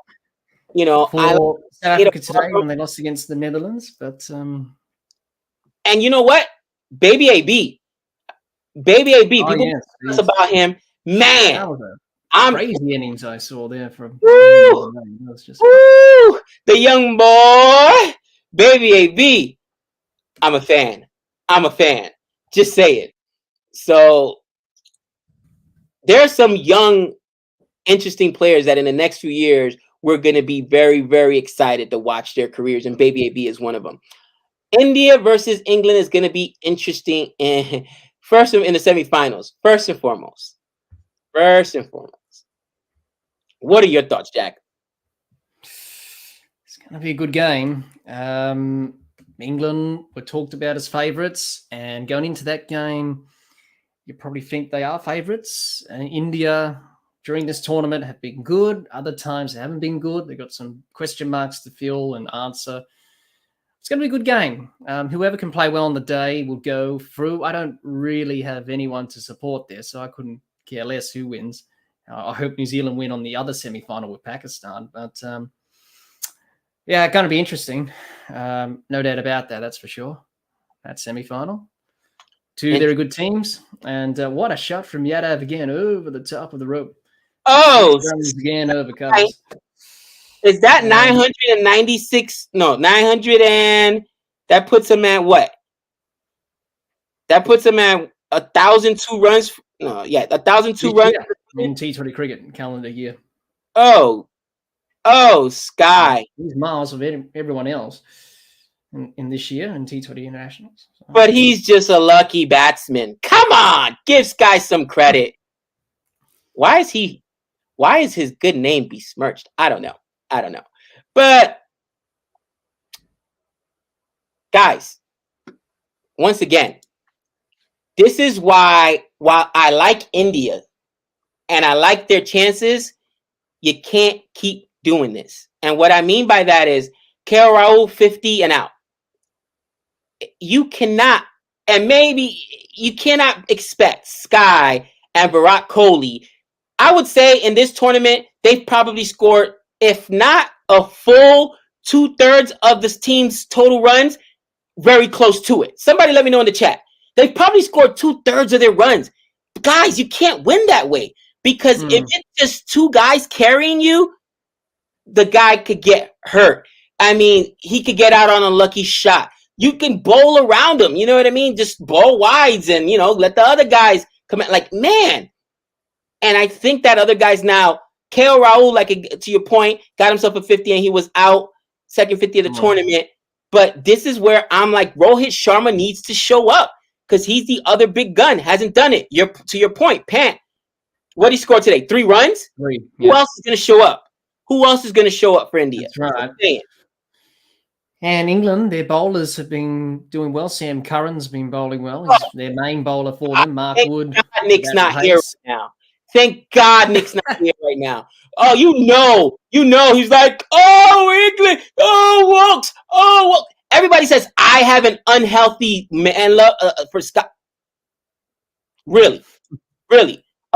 Nick, anyone? Nick, he has unhealthy man love. Okay, maybe mine's is, but he's like, Chris Wilkes, the greatest. He took one wicket. Now, Mark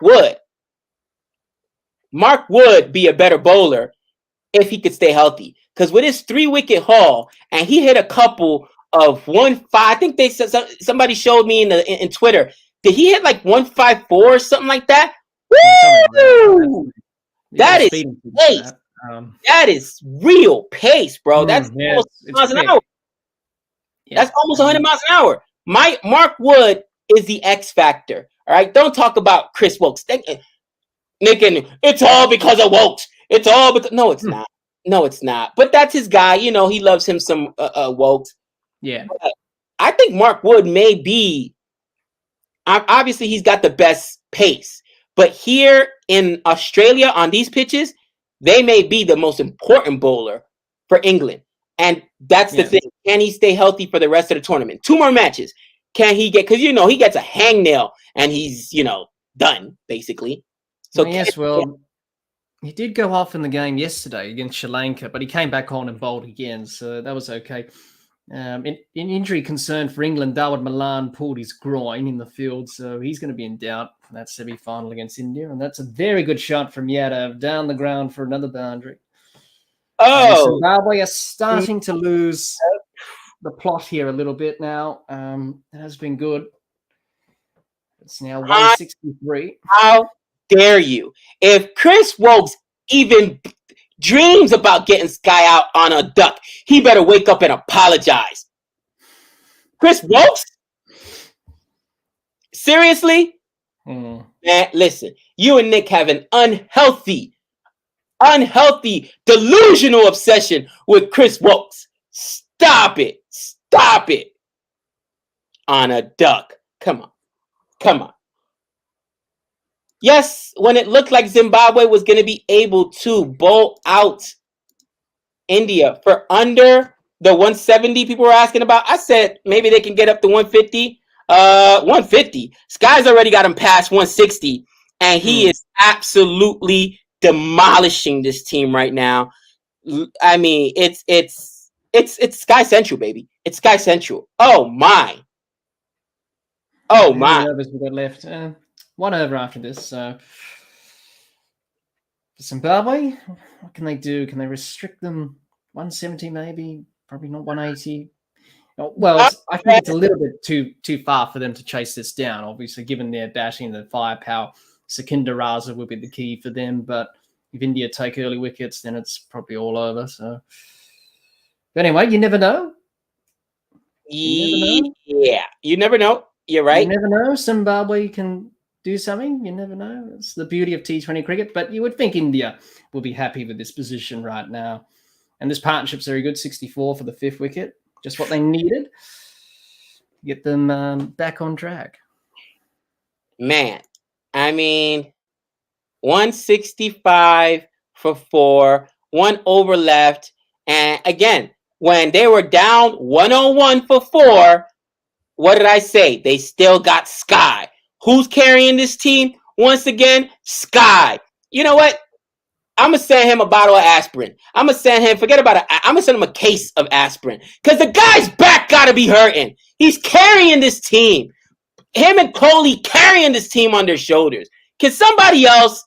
Is there no one else? Come on, KO Rahul, 50 and out. What are we doing? Ooh. Well, that's a no ball there from Guevara, and it's a free hit. What are we doing, Zimbabwe? That's not a good delivery there. Let's have a look at the replay. Oh, yeah, way over the waist. Yeah, big no ball. You know, let's see what Hardik Pandya can do on this free hit. Try and hit it over the rope if he can. I mean, if you're Hardik Pandya, delivery kept it to a. Oh, I think it bowled him. Didn't matter in the end. It was a free hit. A free hit. Yep. But I saw the stumps flash up, so I think it bowled him or something. I didn't look quite too closely, but doesn't matter. It was a free hit anyway, so he's still out there. Let's have a look on the replay here. No, it was hit wicket. Oh, he hit the bat onto the stumps, but you can't be out hit wicket if it's a no ball, so it's okay. And we learned that. Next ball he gets out, and he hits it straight to the fielder. Next ball after that. And he is gone. Hardik Pandya gone again. Is there no one else? Sky must look around and say, is there no one else? Really? Is there no one else? You just wasted a ball. Yep. Straight to the fielder there at Shortford, man. And very good catch. Wicket for Zimbabwe there. They needed that. Oh, man. So, this is where the new rule comes into place, yes? Yep, new batter on strike. New batter on strike. And if I'm Zimbabwe, I'm like, just keep Sky off strike. Where whoever it is it Axar Patel? It's Axar Patel, yeah. Looking for that single and let Sky get the last 3 balls. Look for that skin. I don't care if it's there. You're running anyway. Sky needs to strike. Axar's a walking wicket.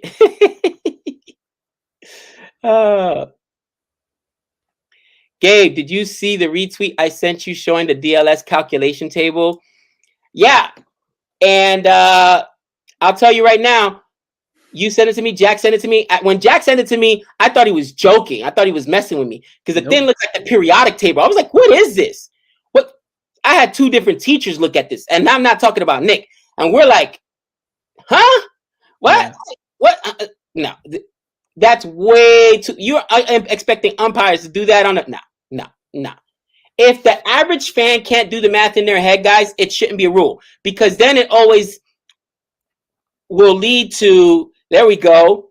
And it looked like it was a wide too. So to add insult to injury, the one thing you don't want to do is let Sky get back on strike.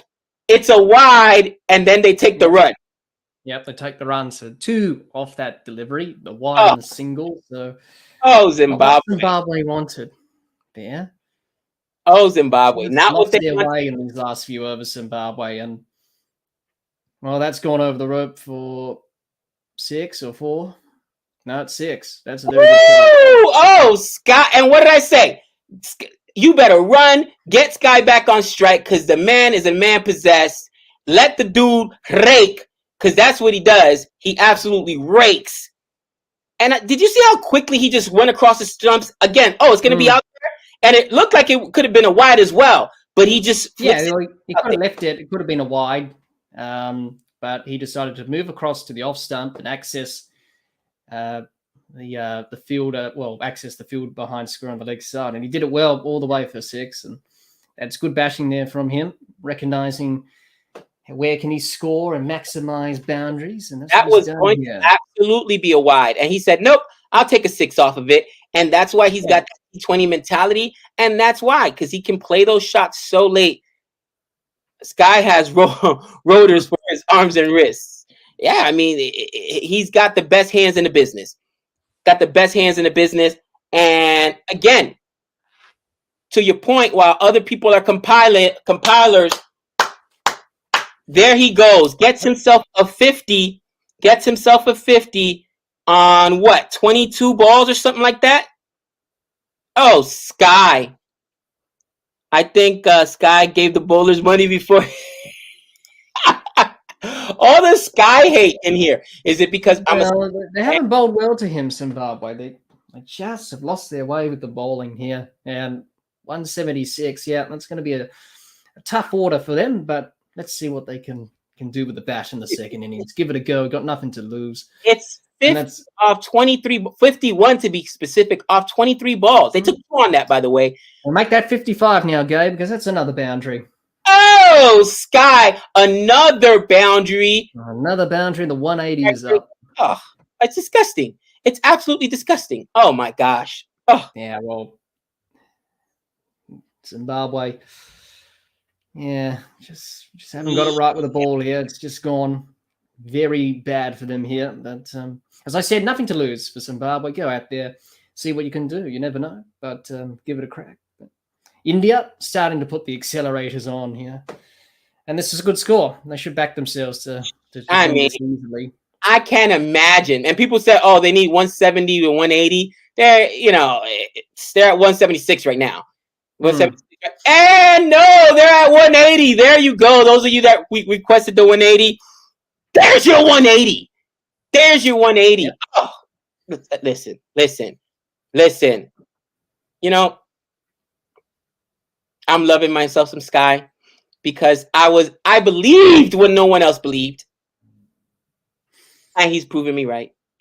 Oh, 6 4s, 3 6s, 229 strike rate. It's disgusting. It's absolutely disgusting. Oh, and he's just hit another one. Down to fine leg all the way for a 6, I'm guessing.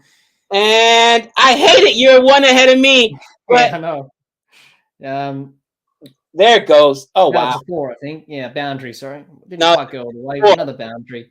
That will do. 184. 9. And look at that ball. Again, that would have been a wide. And he literally just goes out and gets it. The guy is an absolute savage. Yeah, how was full toss again from Zimbabwe, and it got the treatment. If you're bowling full tosses as a batter, you got to really dispatch those. And he did all the way for 6 in the end. That wasn't a boundary, so that was 6. Just bounced over the rope. The umpires have confirmed that. And 186 for India, so 187 for Zimbabwe off 120 balls. In this last game of the Super 12s, can they do it? Well, it's going to be a tough challenge. India in the box seat. Wow. Did you expect India to get to 186 after? I mean, I did, because Sky. Yeah, obviously. Because Zimbabwe just lost their way with the ball there, and it showed, really. And India were always going to get a score of somewhere 170, 180 here at the MCG. Come on, Dad, they were 101 for like 4. Yes. 4 for Just 4. four deliveries, 4 tosses, 2 wide. Yeah, not really adapting to conditions yet. But, you know, for them, it's just about to go out there in the second innings, nothing to lose. You know, they've had a good tournament thus far, Zimbabwe. They've done well to qualify from the first round, and it's been a bit up and down. But go out there, you're playing at the MCG. It's a big occasion against India. It's not every day you do that. Listen. So enjoy it. Enjoy the moment, even though if you're not going to potentially win this game. There's no way. Jack, I'm telling you right now. Let us know in the chat. How many people thought India was going to get to this mark? They scored 80 runs in 5 overs, Jack. 80 runs. I was saying if they can get to 150, they should be able to defend that. 80 runs. Are you kidding me? Are you kidding me? Come on. I didn't expect, even me, I'm like, as much as I love Scott, I'm like, I didn't expect a 229 strike rate. He didn't let a ball. Now, to your point, there was some bad bowling right there from Zimbabwe, but still, that is, yeah, exactly. It was 107 for 107 in the 15th over, and they got the 186. Holy cow. 79 rounds. 79 runs. My apologies. Holy cow. Sky's a savage. Sky's a savage. Now, to me, I want to see what India does with the ball. Yep. Because if India's had one Achilles heel, Jack, this tournament is their bowling. Yep. They're really, really, really missing that pace of Bumrah. I think it was a mistake not to have Umar Malik here in Australia, where pace plays up. And, you know, guys like Bhuvi who can take wickets can also be expensive. So, you know, you can't expect India to always put up these huge totals. And even if they do, can they defend it? You know what I'm saying? Can they defend it? So it's going to be interesting to see how they dispatch their bowling. And I still contend, I don't think carrying both Ashwin and Axar is smart, in my opinion. All right. Shami, Bhuvi, fine. Arshdeep Singh, I love. Arshdeep Singh, I absolutely love. You got Hardik Pandya, who can also bowl, but you take either Axar or Ashwin, right? And hopefully they sort that out, because that's where they're going to struggle, right? Deepak Huda can get you some runs as well, much more than Axar Patel, right? Axar Patel, as we know, people have called him a walking wicket. So Deepak Huda can put up some runs, but I think that because you can't expect Sky to every single, again, did anybody do the math for me? How many runs have Sky and Kohli scored this tournament so far? Well, and what you would say it's majority of the runs that they've scored in this tournament. It's got to be close to 2/3. Yeah, it's close to 2/3. Like it's something disgusting, and it's like, are you serious? Yes. Wow. We got a super chat, Gabe, from Dr. Jihad. Super chat here. Looks like this was for you, Jack. It says, Jack, no retirement announcements yet from Australia, expecting Finch too soon. He'll go down as Australian white ball greats. You think fourth on ODI? Wow, hundreds for Australia. Yes, he is. Jihad, yes, we'll probably think he will retire, because you know it's time to start afresh. And for him, he was always going to retire after this T20 World Cup anyway. When he retired from the ODIs recently, before this tournament started, when he retired against New Zealand. So, yeah, he'll definitely go down as one of the best ODI and T20 player Australia's ever had. It's a shame that his form was a bit up and down in his latter years. But I think not only Finch, I think David Warner could announce his retirement as well. I'm just speculating, but I think he will. Because he won't be there in 2 years' time. He's like 35, 36. He'll be 38. So I don't think he'll be there. I know Matthew Wade is probably going to retire from international cricket after this as well. He's hinted at that, Matthew Wade. So there'll be 3 spots opened in this T20 team for Australia going forward. And you would think that he will make that decision in the best interest of the team, Aaron Finch. And I think he will. You know, it's the right decision to make. You know, he's had a good career, but it's now time to move on with his life and put the team in a good position, not think about himself and just play on for the sake of it, because he's probably just still going to struggle as he has done. Who replaces him As captain? That I'm not sure about. Maybe Mitchell Marsh as T20 captain. Please don't tell me Matthew Wade. Please don't tell me Matthew Wade. No, Matthew Wade's retiring, I think, Gabe, after this from international cricket. He's hinted at that. So I think he'll retire. I think David Warner will step away. I really do. Wow. Because, he's not going to be there in 2 years' time. He's like 38. And he didn't really have a great T20 World Cup, Warner. I know he hadn't had a great T20 World Cup last year. Then he came good. But the shot he played against Afghanistan, he played a switch hit and got bowled after he started very well. And I was like, that's not the shot to be playing right now. So his mind's in two minds as well there. So I think he'll retire. So this is the right thing to do. We've got to move forward. So this is interesting.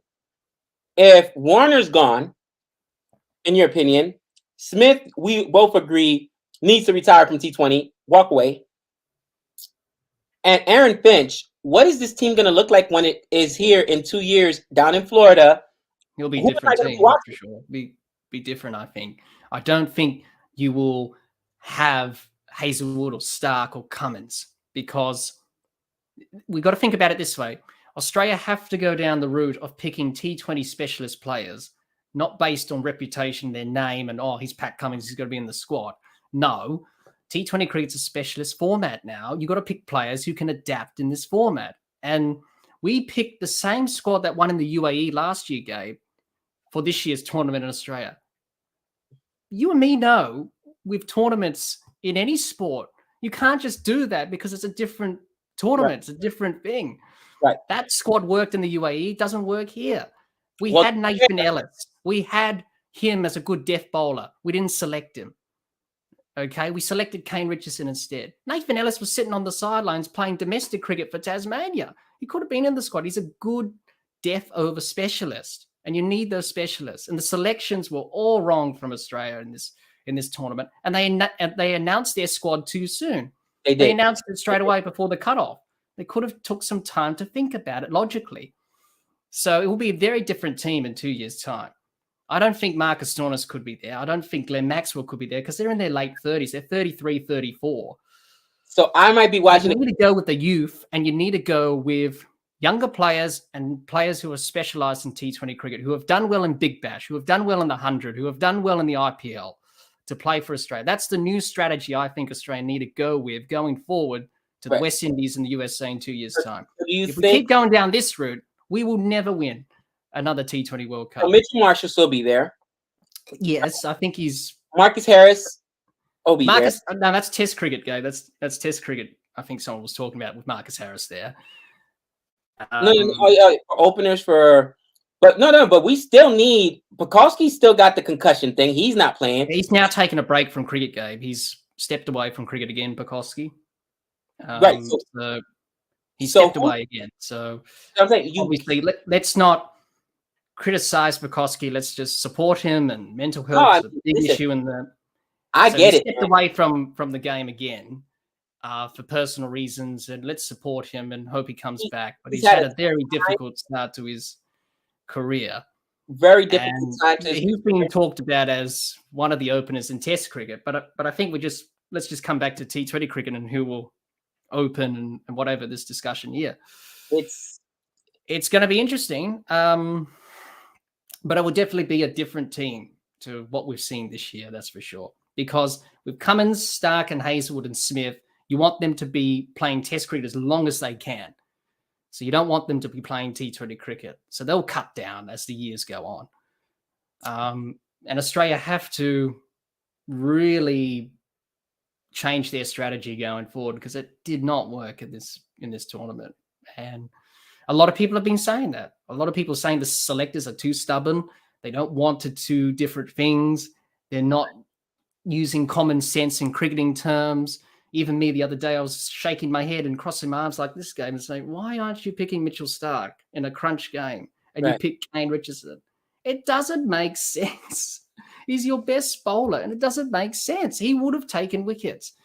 So the strategy needs to be ripped up, and you've got to start from fresh. And I think in the best interest of the team, I think Jihan said David Warner said he wants to play in 2 years' time. Well, will he be good in 2 years' time? Time catches up with everyone. He's like in his late 30s. I think we need to move on and get some youth in and get players who are experienced in T20 cricket. Sorry about that rant, Gabe, but that's just how I feel about it. I'm glad to hear your thoughts on it. I just think that the biggest issue is, all right, you're not gonna understand. Well, you are maybe, and this is gonna sound so bad coming out of my mouth right now, but when the World Cup comes to the USA, they've got to put on a performance. And what I mean by that is you need that star power. You need those recognizable names. You need that a team. And Australia is known in cricket as one of the big four, obviously, along with the India, along with the England. You know, it's like, imagine Virat Kohli isn't in that tour. You know what I mean? Like, who's going to be the marquee name? And I know that what you're saying is those guys are past their prime. But you're telling me that they're going to come without any of their big established guys? No David Warner, no Finch, no Steve Smith. You need those marquee names to kind of sell it. I mean, it's going to be sold regardless. You understand what I'm saying? But there's also a marketing aspect to it. And I want them to come out here and perform and put on great shows so that, you know, all the fans here buy in the way Nick and I have bought in. And, you know, that's right.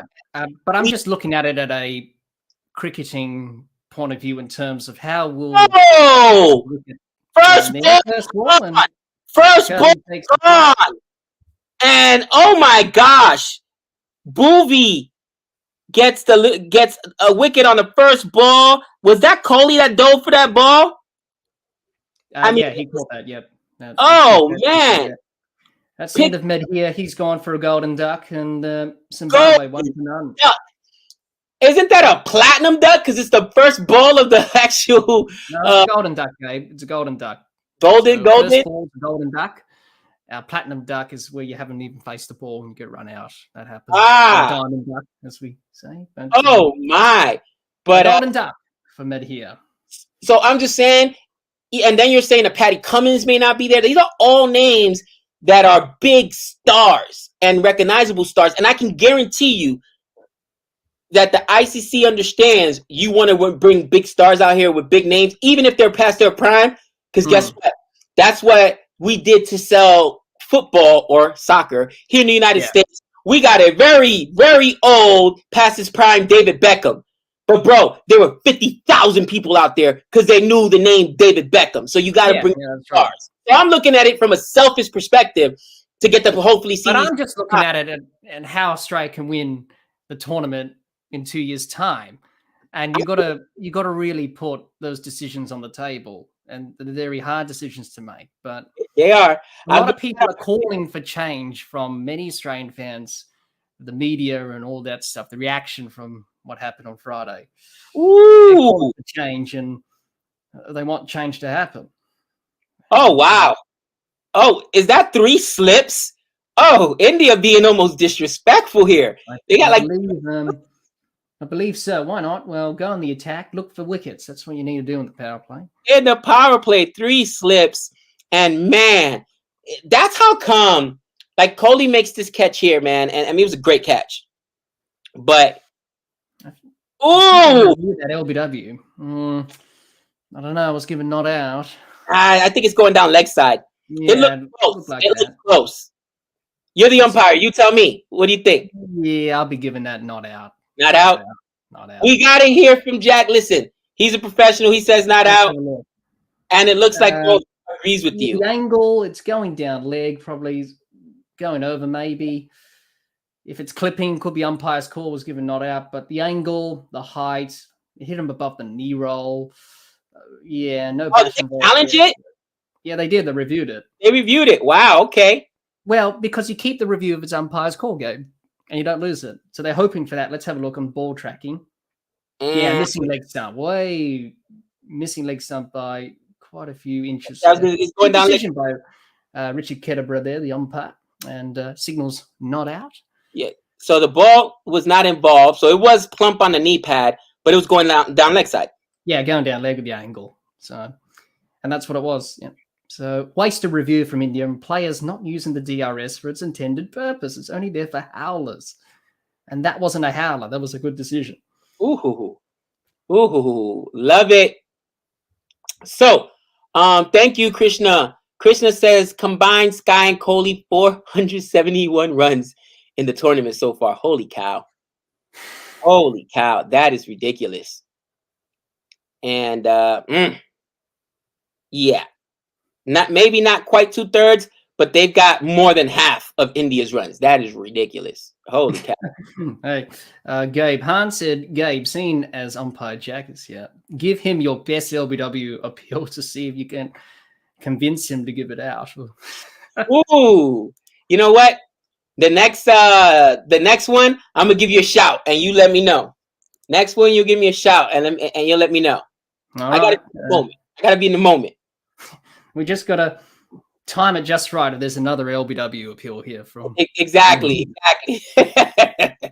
What's the funniest shout you've ever seen, Jack? Where you're like, oh gosh, it's this guy. Well, some people just raise their hands and just say, "How's that?" or "How's that one?" And I was like, "No, not out." But they're like, "Come on!" But you have a really emphatic, Well, I've seen worse over the years in other games that have gone viral. Like I think Nick, reacted to those appeals by certain bowlers. That would be every single appeal for me. I'm telling you, that would be every single appeal for me. Well, you can get in trouble, Gabe, if you over appeal. What happened? Excessive appealing.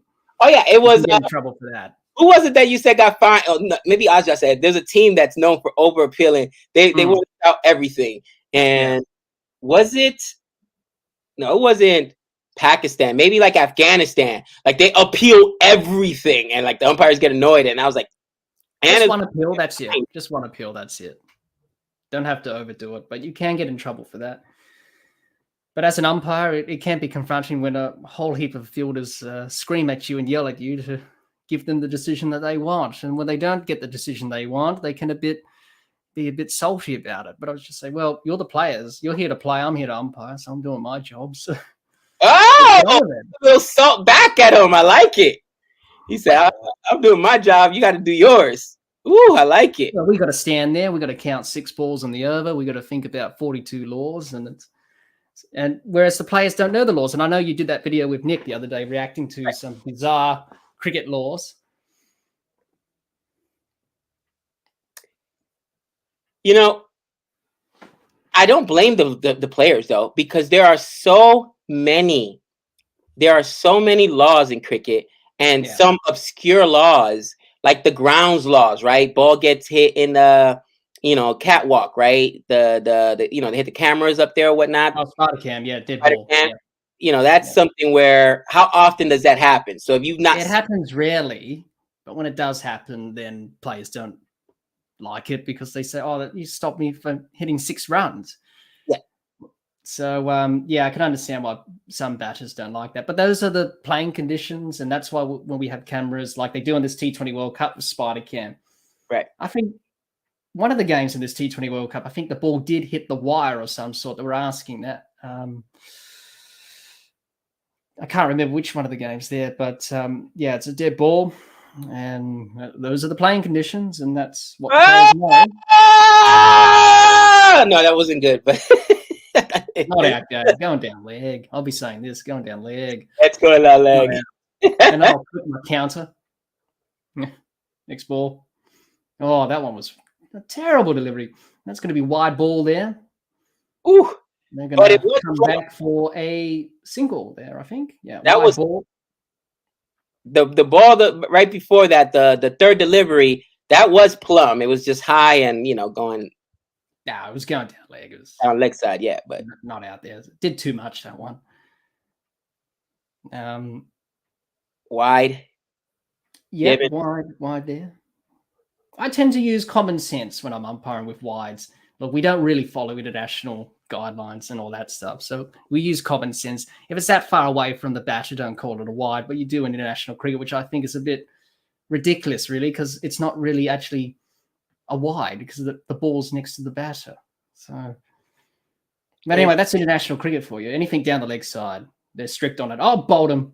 Oh, bowled him neck and crump, as we say. What a delivery from Arshdeep.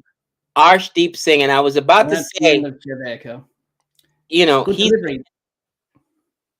It's 2 for 2. Jack, it's 2 for 2. This is ugly. Arshdeep Singh. It was going to happen like this, really, because Zimbabwe's batting's just been poor in this tournament at times. And they're always going to be challenged with India's bowlers. And that's what's happened here. The 2 down for 2.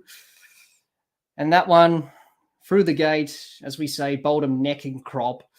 And he's gone for a duck, Javek. He walks a long walk at the MCG if you get out for a duck. It's quite a long walk. And it was the pace that beat him.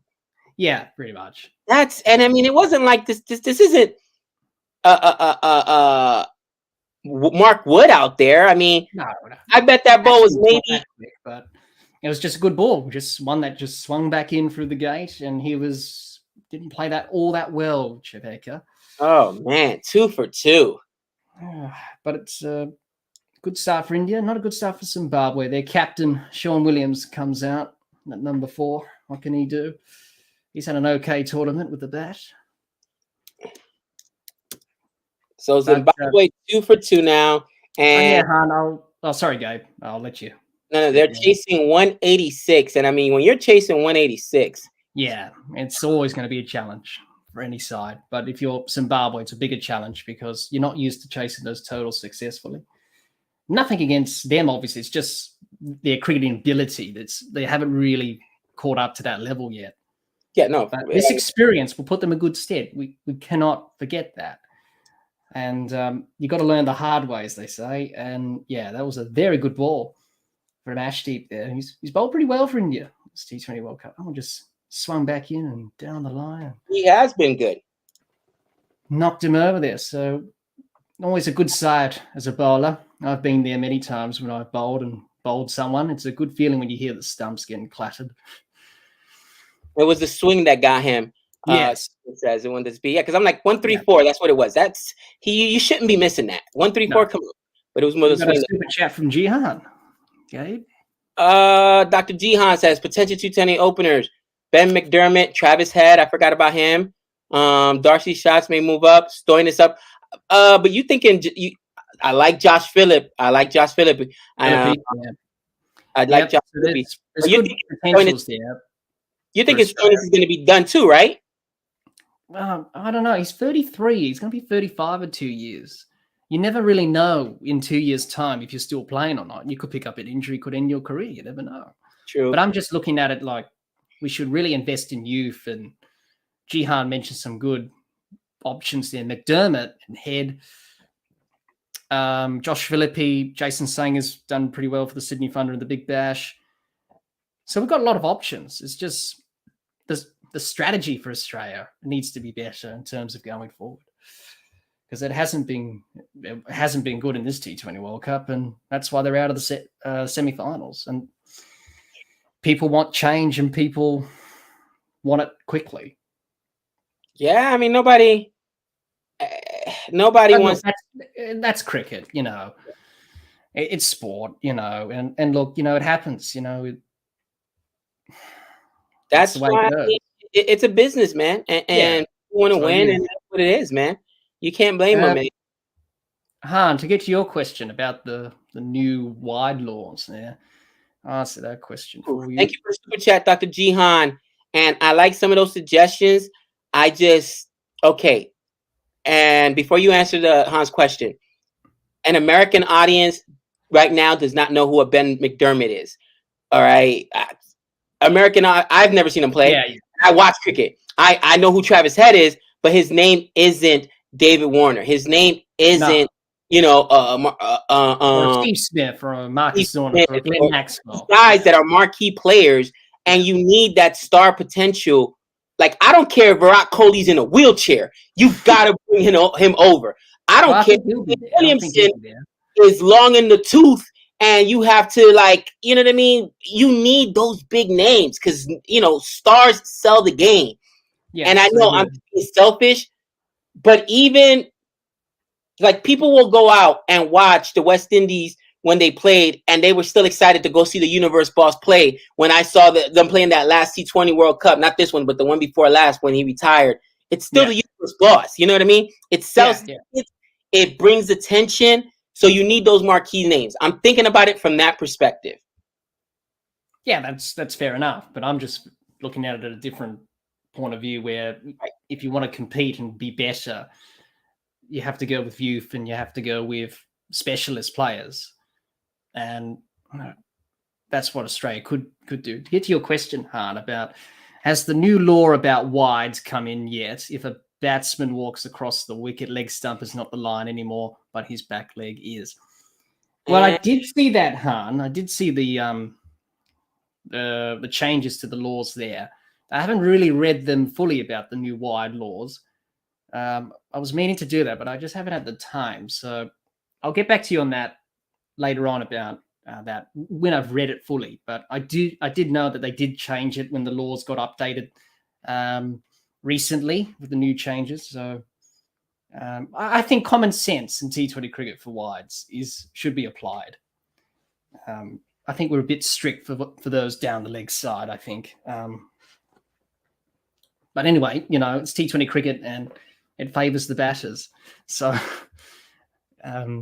you and Nick love to it favors the batters. Stop it.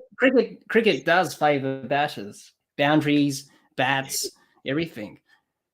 And you know, trust me, Gabe, I'm a bowler myself. It's hard work getting wickets when you're bowling on flat wickets, and it's not really doing much. These pitches have been terrible. Gabe, hope you're well. You guys in semis, England, India versus India, New Zealand versus Pakistan. Okay. Who do I have in the finals? I think it's going to be tough. I think it's going to be tough, man. England are the favorites, but England has not looked as good as India, right? Yeah. However, and you could say the same about New Zealand, especially in the last game against England. Yeah, they didn't look good either. So yeah, New Zealand has looked good. A bit hit or miss as well. Well, Pakistan got 2 losses, right? They just got in because of net run rate. They got in because the Netherlands did them a favor because they won against Africa. It is tough. Could be India and Pakistan. Imagine that as a final. That's a possibility. You know what? Just everyone will go nuts. Sports work out this way. Yeah. It's going to end up being India, Pakistan, or England, New Zealand. Because think about it. England and New Zealand played in the last ODI World Cup, right? Where England won by a controversial run on the whole Ben Stokes thing. So it would be perfect symmetry, right? Where there'd be all these narratives built into that matchup, you know what I mean? And if you are the ICC, that's the match you want. You either want India versus Pakistan or you want England versus New Zealand because it'll be the best narrative for both sides. And I think it'll work out because it always works out that way, where it's the narrative where the rivals go against each other or, you know what I mean? So I think if I'm being honest, I think it's going to be England, New Zealand, but I would love to see India, New Zealand, but I would love to see England, Pakistan, or I would love to see England versus New Zealand. And I would like to see New Zealand pay them back. Again, guys, how do you feel about that? Because some people tell me I'm absolutely wrong. The short run, the Ben Stokes inadvertent obstruction. I mean, is it controversial? Is it tainted? Or to you, no, Gabe, I'm an umpire. I'm telling you, it was all legal. New Zealand just lost the game. England won it outright. Well, in that case, Ben Stokes did not do anything I feel purpose. Now, I know people say, oh, he ran in the line of the ball to do it on purpose. But look, that happens. If it rebounds and goes to the boundary, you can't do anything about that. He hasn't broken any laws or anything.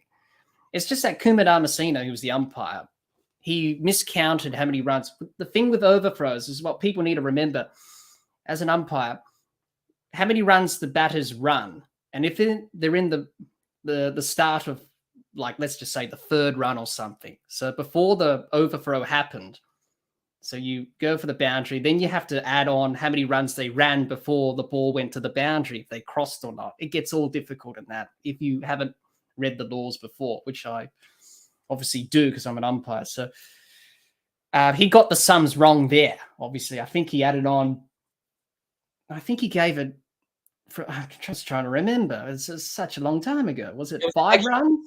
Yeah, he gave it, I think it was 5 or something like that. Well, it wasn't 5, I don't think, because Simon Taufel said it was wrong because he calculated it wrongly. So that's the thing. I just have to drag the laws back up and search it up for overthrows, Gabe. But that's what the law is about there. So, it was meant to be, as G has says there, 6 runs. Because I think they ran 2, and when they were about to cross, then it went to the boundary. So they ran 2 before the overthrow, so that's 6. The Kumar Damasino gave it as 5 because he miscalculated it. So, yeah. So that's I have to read that part of the law again with overthrows and that. But look, that just happens out of the blue. There's nothing you can do about it. And Ben Stokes was just there at the wrong time, I suppose, and it just went for overthrows. And here is a boundary for Zimbabwe. Settled down a little bit. But so you have no problem. You feel like they won it legit. There was I know people make a big song and dance about it and say, oh, controversial and all that stuff. But look, at the end of the day, what the playing conditions was controversial. Boundary count that was controversial. I forgot about this. New Zealand just did beat India in the ICC Test Championship, and everybody complained like, "How are we going to have a one-day test when test traditionally it is a series or whatever? Not one day, but one match test or whatever." So even that, wow, there's so many good narratives built into this thing, Jack. Like. So even if it ends up being India, New Zealand is a good a revenge for India, that you could sell it that way. And I always think about the marketing aspect of it because that's what sells games here in America. You know what I mean? That's why no matter what it is, both teams could be bad.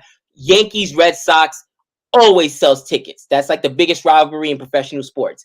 And then they mentioned the Dodgers earlier. I forgot about that. England has had crossovers with MLB and their cricket players like Alex Hales and stuff. So that's probably what they're going to use to sell the American audience, which makes sense because United States has already been pushing American football a lot in England, and every time NFL has games over there, it's sold out, man. So from a marketing standpoint, that's probably how they'll sell it. Whoever mentioned that, thanks for that. But that's right. He gave it 6 runs. Yeah, I remember now. It should have been 5, not 6. When because I remember Kumar Damasino going like this, 6 runs to the scorers, because that's what you do if it's an overthrow. Because he gave it 5. It should have been 5. Simon Taufel said it should have been 5 because the law says if they cross and from the moment they're about to cross, then it goes to the boundary. Then how many runs they've scored before the ball went to the boundary, you add on. So that's how it works. So I have to go back and look at that in the laws. But it's a long time ago now. It's like 3 years ago now since that happened, 2019. Yes. Okay, guys, biggest rivalry in American sports, but Yankees Red Sox is probably like. Here's the thing: people that aren't Americans, you can see Yankee hat again. Watching the test, I remember it was Uzi and Nathan Lyon were wearing New York Yankee hats. That hat, that symbol is global. They're a global brand. The New York Yankees are a global brand, and their rivals are the Red Sox. So that's one of the biggest rivalries in professional sports. Obviously, internationally, when we're talking about other teams, whether you're talking about football or cricket, there's other big rivalries out there. But, rivalries sell games, man. People will show up to watch those games, and it's good for the game. So that's what I meant. Magic always trying to. I think Magic is actually a undercover Nick fan. It may be Jody. You know what I mean? Nick's biggest fan. Yeah. That's going to the boundary for 4, and that's a good shot. Oh, man. Zimbabwe 2 for 18. Going along steadily. Lost a couple of wickets. Nothing to lose today for them. Very good shot. Barcelona versus Madrid. Well, Man U versus Arsenal. That is huge. Pakistan, India is bigger. Yeah, Pakistan, India is huge. And that's what I'm saying. That would be, listen, you think the ICC don't want that? They're looking at it right now like, yeah, we want Pakistan, India in the finals. Let's just be real. All right. Or why wouldn't they? You know what I mean? That's per ratings. Of course they want the match. Or if not, give me New Zealand and England, because again, their ODI championship came down to the wire. Well, India and Pakistan have played in a T20 World Cup final, Gabe. And that was the first one back in 2007. Ooh, nice shot. So if they can do it this year, then it'll be good. 3 runs there for Zimbabwe. Can get a lot of 2s and 3s here at the MCG square of the wickets. Quite a big ground. Oh, Magic makes me laugh. Honestly, I haven't felt more humiliated in my life. It just felt like someone took my dignity away by calling me a Nick. Magic is crazy. Oh, Jihan said what was controversial was the boundary count. It's always been wickets lost to decide ties, but maybe they knew England were a boundary team and sacrificed wickets. Oh, right, because that's what came to the. Because it was who had the most boundary. Again, so many different laws and rules in cricket. There's no way the players know all of them. Like, no, they don't. Trust me, they don't. As an umpire, you have to. Well, this is how it goes. This is the procedure. This is what we do. Yes, I do agree, Gabe. There's 42 laws plus playing conditions stacked on top of that. There's so on and so on. And as an international umpire, you have to do that for 3 formats. 3 different playing conditions for 3 formats. Let me ask you a question. Have you ever, you can be honest here, Jack, have you ever been stumped in a situation where you didn't actually know the law? You know, something happens in a game, obscure play, and you're like, you got to ask for help from another official, or you just like, wow, I kind of goofed that one in space. Not really. But you do have your other colleague there to help you and say, right, what did you see? Did you see this? I saw this. I didn't really see that. So communication and teamwork is a big part of umpiring. One of the weird ones for me is always the obstruction rule. And, you know. Yes, I did send the law to you, Gabe. Did you get it? I did send it to you ages ago. Did you read it? Yes, I did, which means by that definition, shouldn't more batsmen be getting called for obstruction or more bowlers be getting called for obstruction? Because I very rarely see them collisions all the time. I asked that question in that video, and I said to myself watching, I was like, yeah, there is a law for that. Deliberate distraction of the batter. And I did send that to you at that time. So, yeah, there is a law for that. If the bowler gets in the way of the batter, you know, like with obstructing the field with the bowler with the field. So there's a law for that. So don't worry, Gabe, we've got everything covered. You said we got everything covered. Magic, I just had to put your comment back up there because it was so funny. Oh man, I gotta have Nick come back and listen to that part. He's gonna laugh. Nick actually comes back and like he'll work out in the morning and listen to streams when he's not on or whatever. He'll laugh at stuff I say or whatnot. He's gonna get a kick out of that. Time to prepare for the ODI World Cup now. Wow, we're not even done here. We're like time to prepare for unless you're like an Australia fan or you're unfortunately West Indies fan. Cool, interesting. This says we don't want to face New Zealand in the ICC tournament. New Zealand does seem to have India's, card, so to speak. Yes. So we'll see what happens there. That's a nice shot there from Williams. Woo! 6 runs there. Shammy just Getting his length wrong there, and a good shot. Oh, Han's a legend. Han's a legend. He says, "Just right now thinking, how do I kick Gabe off this stream? Oh, darn, it's his stream." No. Well, if I was streaming tonight, Han, probably I would have had that option, but I don't.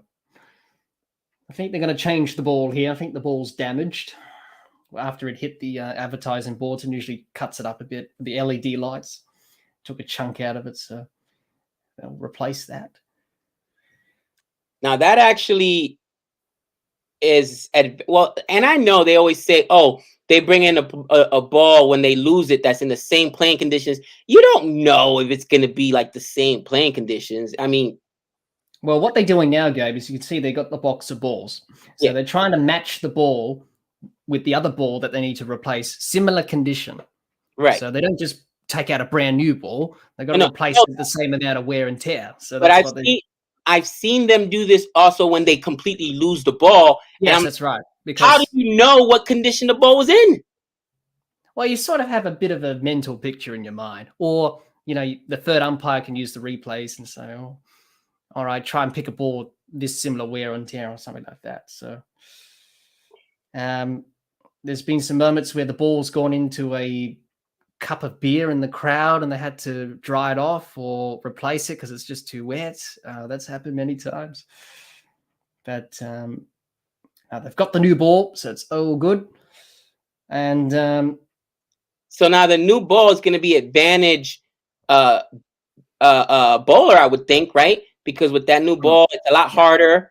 It's not new, but it's hard. It's going to be newer than the one that they just lost, right? Gabe, Han wants you to ask me a question about in the chat. Yeah, probably some. No, it's a reasonable question. It says, Gabe, would you go out and bat your prince in your prince outfit to bamboozle the opponents? You're the worst. Is that the one you're talking about? It was not a prince outfit. It was my Halloween. I was Joker. She was Harley Quinn. That was hurtful, Han. Gabe's on Nick's payroll. Yeah. Oh, here it goes. Gabe, ask Jack about New Zealand bowler having a blight. Ooh, and what I'm saying? New ball, and immediately here comes a wicket. Like, do you think that it's an advantage to the bowler when they get that new ball when the ball is lost? Often in Test cricket it does, not so much in one-dayers or T20s, I don't think. But in Test cricket, definitely, because you get a harder ball. Right. That harder ball is because the ball that you've used is soft, so it's not doing much. So you get a harder ball. Probably the seam's a little bit pronounceder than it was on the last ball because it does wear away. So more in Test cricket, not so much in ODIs or T20s, Gabe, but definitely Test cricket. That's why you see players ask the umpires to change the ball like every 2 or 3 balls. Oh, it's gone out of shape. The umpires say, "Nah, just bowl it back into shape. It's fine." That's what they say. And they put it through the 2 metal rings, the calipers. So it has to go through one. It can't go through the other one to see if it's out of shape. But the umpires say, "Nah, bowl it back into shape, son. That's okay." I love it. Bowl it back into shape. Gabe, ask Jack about a New Zealand bowler having bright blue hair, and it was making the Windies batsman laugh. I must have missed it. Actually, an Australian bowler, Han. It was Colin Miller, who made Courtney Walsh laugh at the SCG because he took his cap off, Gabe, and it was bright blue hair because he went to dye it the night before. And Courtney Walsh was like, "I can't really see the ball because it's just shining off his head because there's bright blue hair there." So it made everyone laugh. It's on YouTube. It was quite a funny moment, actually. Rocket Launcher Cloud says the box of ball umpires use is marked with how many overs is being used. So that makes sense. Right. That makes sense. Okay. And often after the game, they'll take back the ball that was played in the game, or give it to someone if they got a 5-wicket haul. But they usually keep the ball just to keep it in the box afterwards because you don't want to waste that, I suppose, just in case you need to replace it. So Hans says the same thing. Thank you. Junk ball can swing more. Yeah, new ball moving more. See, and look, it looks like Hardik Pandya got upset there, but that's what I'm talking about. The obstruction rules, like technically, the bowler should have the right to go field the ball, but the runner doesn't have to deviate from his path. So I just think it's very. The rule is left up to interpretation, as I understand it, right? Yes, it is. So as an umpire, you just use common sense there. In that case, Gabe, with obstructing the field and also with the bowler or the fielder deliberately distracting or obstructing the batter, you just use common sense there. I know that video you did, that's a no ball there from Hardik Pandya, and keep the football on the line, free hit. In the end, doesn't cost him. It's only a dot. So, Gabe, have you heard that the ICC said if the final and reserve date for the final is washed out, the two teams will Jesus Christ.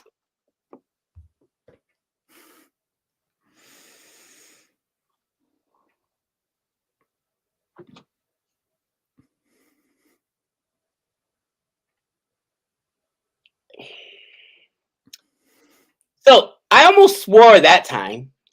And let me just say, God, oh, please don't let that happen, because I will definitely have to get a ghost burner account to go on Twitter and have the epic rant of all time and tell them how they're bad at life and they should just quit their jobs, stop stealing money, and stop pretending like they care about the game, because that is a disgrace.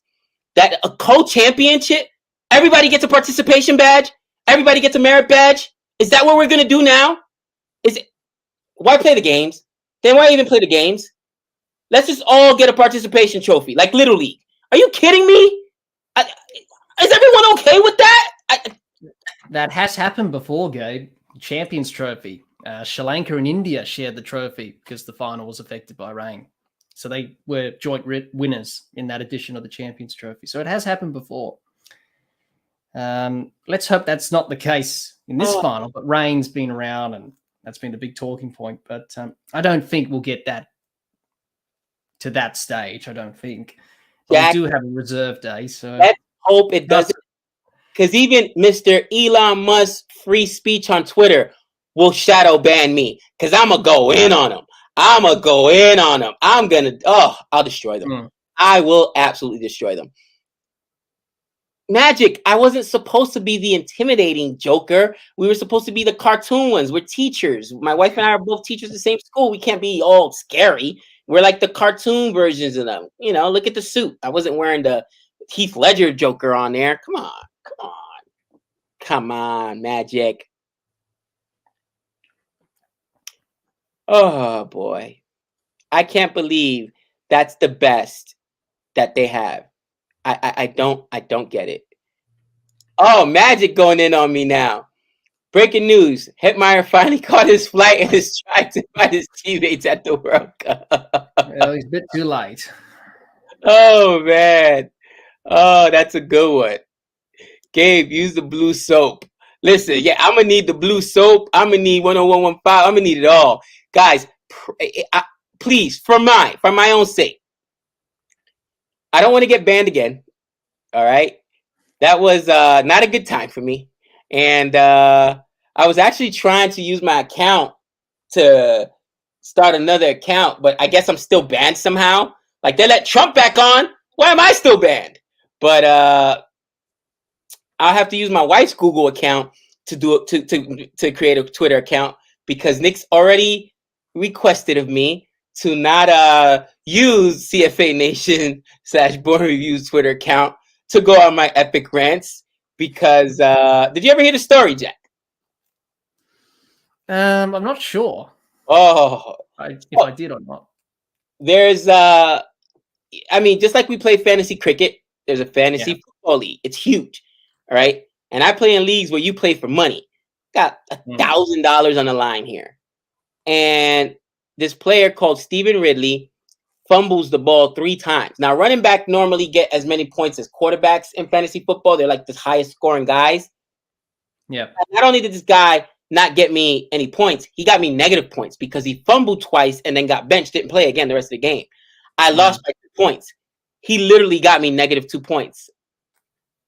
So I proceed to go on Twitter and tell him how he's bad at football. He's bad at life. He probably should have picked a different career. And I mean, I might have said a little bit more than that, but this is back, not in Twitter's infancy, but just to give you an example, it was like 2004, okay? Oh, yeah. I didn't think they read those. Bro, I got banned for inappropriate language and what did they call it? Harassment. Oh, what are you talking about? You know, like, and yeah. But I will have to restrain myself. But honestly, everyone should go on Twitter, even if it doesn't happen, and tell the ICC, shame on you. Shame on you for not having a better contingency plan than we're just going to go ahead and give out co-championships. What? That's like Little League rules. Everybody gets a merit badge. Everybody gets a merit badge. Everybody gets a participation trophy. Really? That's all it takes? Come on.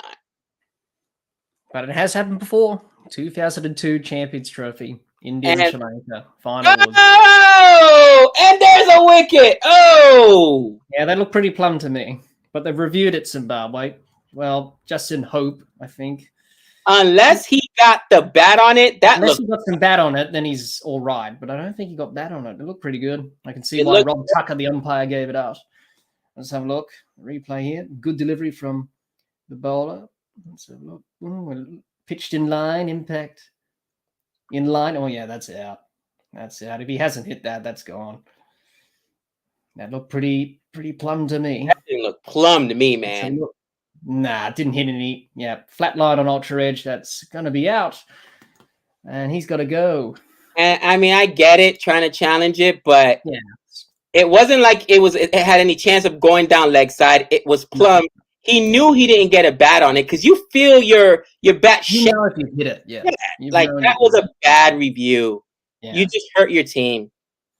Well, they're 5 for 36 Zimbabwe, and it's pretty much game session match. And the Indian fans are jumping up and down in the stands at the MCG, and they'll be willing their team on for the semi-final. I mean, 36. Oh my. You called it, Jack. You said, listen, 150 is defensible by India. They don't have the bats. They don't have the bats. They just don't have the ability to chase down this score. And their batting's been a bit shaky throughout the tournament, Zimbabwe, but they've achieved a lot in the tournament. So getting into the comments, Gabe, start preparing for 2024 World Cup as it's going to be hosted by USA. We know, and we already are prepared. I am appointing you as a marketing head to get Americans in the stadium. There's going to be people there. My brother works for Marriott. He's an AGM. So whenever I travel, I get really good rates on rooms. So I, ahead of time, knowing, because I've been to Super Bowl, I've been to big games, know that when it's big, you got to get your stuff out so that you a year in advance plus. They're already taking reservations at his hotel 2 years down the line. Now get it. It's Marriott. T20 World Cup. Huh? For this T20 World Cup. They already, now it's Marriott, right? It's one of the, it's a worldwide chain. So probably some of the business partners and stuff like that are booking rooms or whatever, because this will mean a lot of people there, but sure. So, but yeah, Nick and I have already discussed it. Our wives know 2024, it's Florida, baby. And they're excited because they're going to get to go to the beach. Like, you don't really got to sell Florida either, dude. It's Florida, okay? Miami Beach, Fort Lauderdale. I mean, there's so much to do. So they picked a great venue, to go to, obviously. So we're super excited. And yes, did you know about this, Jack? Han is so well informed.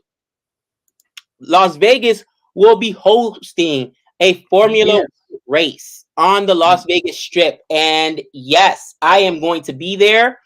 It's pretty cool. They're going to shut down the Strip. It's going to be right on the Strip. And I mean, we've got NASCAR over here. I've been to NASCAR, never been to a Formula One, obviously. Man,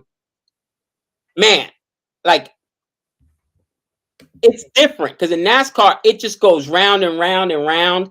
You know what I'm saying? So you get to see it. Where Formula One, obviously, they got the huge track, and I've already seen the proposed. I know it's going on the strip, but then they're gonna go around the strip, the back, because the proposed track, and it's gonna be super exciting, man. Vegas is just a destination where we already got the Raider Stadium, we've got our NHL team, we're getting a baseball team, and it's one of the fastest growing cities here in America. So pretty cool. But yes, Han, I did see that. Oh yeah, we're gonna be there. We're gonna be there. We already got some connections. It could be people we know that in emerging cricket, for instance, and they comment and write about USA cricket.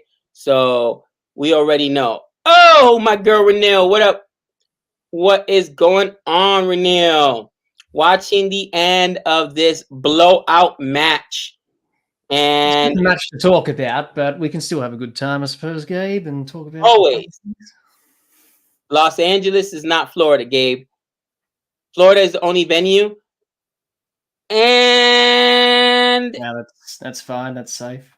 Ooh, I thought it was gonna go for a 6, but it falls short. Yep. Listen, Los Angeles. Here's the problem with Los Angeles. They don't have. I mean, they do because they've got the football stadiums that they could easily. And I'm talking about international football, soccer stadiums where they can convert them into a venue to play cricket. Because the two football stadiums, American football stadiums that they have in Los Angeles are turf. So it's artificial grass. You can't play cricket on artificial grass, obviously, right? You need to pitch. So. Well, you can, obviously, but, for tournaments, it's on turf, yeah. Right. And the biggest thing is that the grass stadium, the natural grass stadiums they have, they're not holding, 40, 50,000 people. They're smaller stadiums. And you want the biggest venue so you could fit as many people as possible. Yeah, I haven't seen the venues for the USA leg of the tournament, but I know the West Indies ones, obviously. They're quite well known in the Caribbean. So they'll hold a fair amount of people. I mean, it's not the MCG, right? What's MCG? No, MCG is 100,000. Is it? I was going to say 80. It's 100,000? 100,000. Wow. But you got to remember the side screen, they take away the seats, so it's like 90,000. It's still big. It's the biggest stadium in Australia, Gabe. The Adelaide Oval, where I'm from, holds 50,000. Half of it. Half of that. That's crazy, man. 100,000. There's only one stadium in America that's that big. It's the Cowboy Stadium that holds 100,000, and it's 100,000, and the thing is massive, man. Well, it's the Coliseum of sport in Melbourne. Melbourne is the sporting capital of the world. Renil, we talked about this earlier. Probably one of the bigger choke jobs of all time. And, we feel bad. Honestly, we feel bad for South Africa because they're going to get ridiculed and mocked. And somebody's going to get fired, I'm sure. But sometimes when your organization does this consistently, it's time to burn the whole thing down. And we're not just talking about the players, obviously, and the coaches. We're talking about upper management, right? The selectors, the organization. Yeah, no, there was no flick there. That was that's just another. This is the thing with DRS. You're just reviewing in hope. You're not using it for howlers, and teams are wasting reviews for nothing. That was a good decision by Richard Kettleborough, the umpire. And is the Rose Bowl 100,000? It might be, honestly. Now that I think about it, I think it might be under that. I'm not sure. I'd have to check. Are you talking about the one in England or Southampton? Because that's called the Rose Bowl. We have a Rose Bowl out here. We have a Rose Bowl. Oh, okay, yeah. Sorry, I was thinking about the other one where the WTC final was held. I was like, that doesn't hold 100,000. Where they had the biggest college football game. And I did hear about that, yeah. And almost a 6, but it is a fold. Rose Bowl is 90,000. Yeah, so it's big, but I didn't think it was 100,000. 2002 Champions Trophy final had a reserve day. Known evening monsoons coming in, played on original day, second innings washed out, return next day, no change, starting time, same thing happened. So that's the one you're talking about that ended up getting the split? Yep, that's the where Sri Lanka and India shared the trophy. I mean, to me, event that's been shared. To me, that's just not a championship. I don't care if we got to postpone it a week. That is not a championship. Come on. Now we're just we're just arbitrarily handing out. You got to win. All right. Yeah. Here's the thing, and I tell my son this all the time. He hates losing, right? Yeah. And this is my 18-year-old who's playing college ball. But the reality is, the other guys on the other side came to play too. So the beautiful thing about sports is that somebody will win, somebody will lose, but that's why we play the game. You know what I'm saying? Yeah. For that competition. But if we're just going to go and shake hands and say, all right, let's just agree we're both equally good. You almost cheapen the sport. Does that make sense? You almost cheapen the trophy. Oh, was that a wicket? No, it wasn't. Oh, but which cricket stadiums have rooftops? Interesting. Well, in Melbourne, Marvel Stadium has a roof. That's the only one in Australia. That's it. And that's probably the only one in the world, actually. Here's I got crushed for this the other day. Gabe, the South Africa coach, announced before the World Cup he is resigning after the World Cup. All right, so he get fired. Yeah. Magic. I literally said a week ago, Bavuma is killing South Africa. He should drop himself in the order. That was somebody else I said when I was talking about all the captains. Yeah. I got crushed. Oh, the captain. Yeah. Obviously, now people are coming along. I'm glad you're on Team Gabe for that perspective. Yes, they should have gone with Baby AB. All right. Bavuma has been terrible. To be fair, all these captains have. Okay. Including Rohit Sharma, including Kane Williamson. I mean, they've all been bad. And, you know, Jack and I discussed it. Pressure, right? As they say, pressure bust pipes. And, you know, I don't know, man. It's something I cannot explain, but it's apparent that the pressure is too much. And again, even Babar Azam, right? What he score? Let's check that, because again, Pakistan only scored 128 today. Now he scored 20 something. Yeah, you know what I mean? Like, the captains just aren't doing their jobs. Yeah. Shakib, I should say, for Bangladesh, out on the duck. I mean, they're just playing terribly. And again, I think it's too much pressure on them.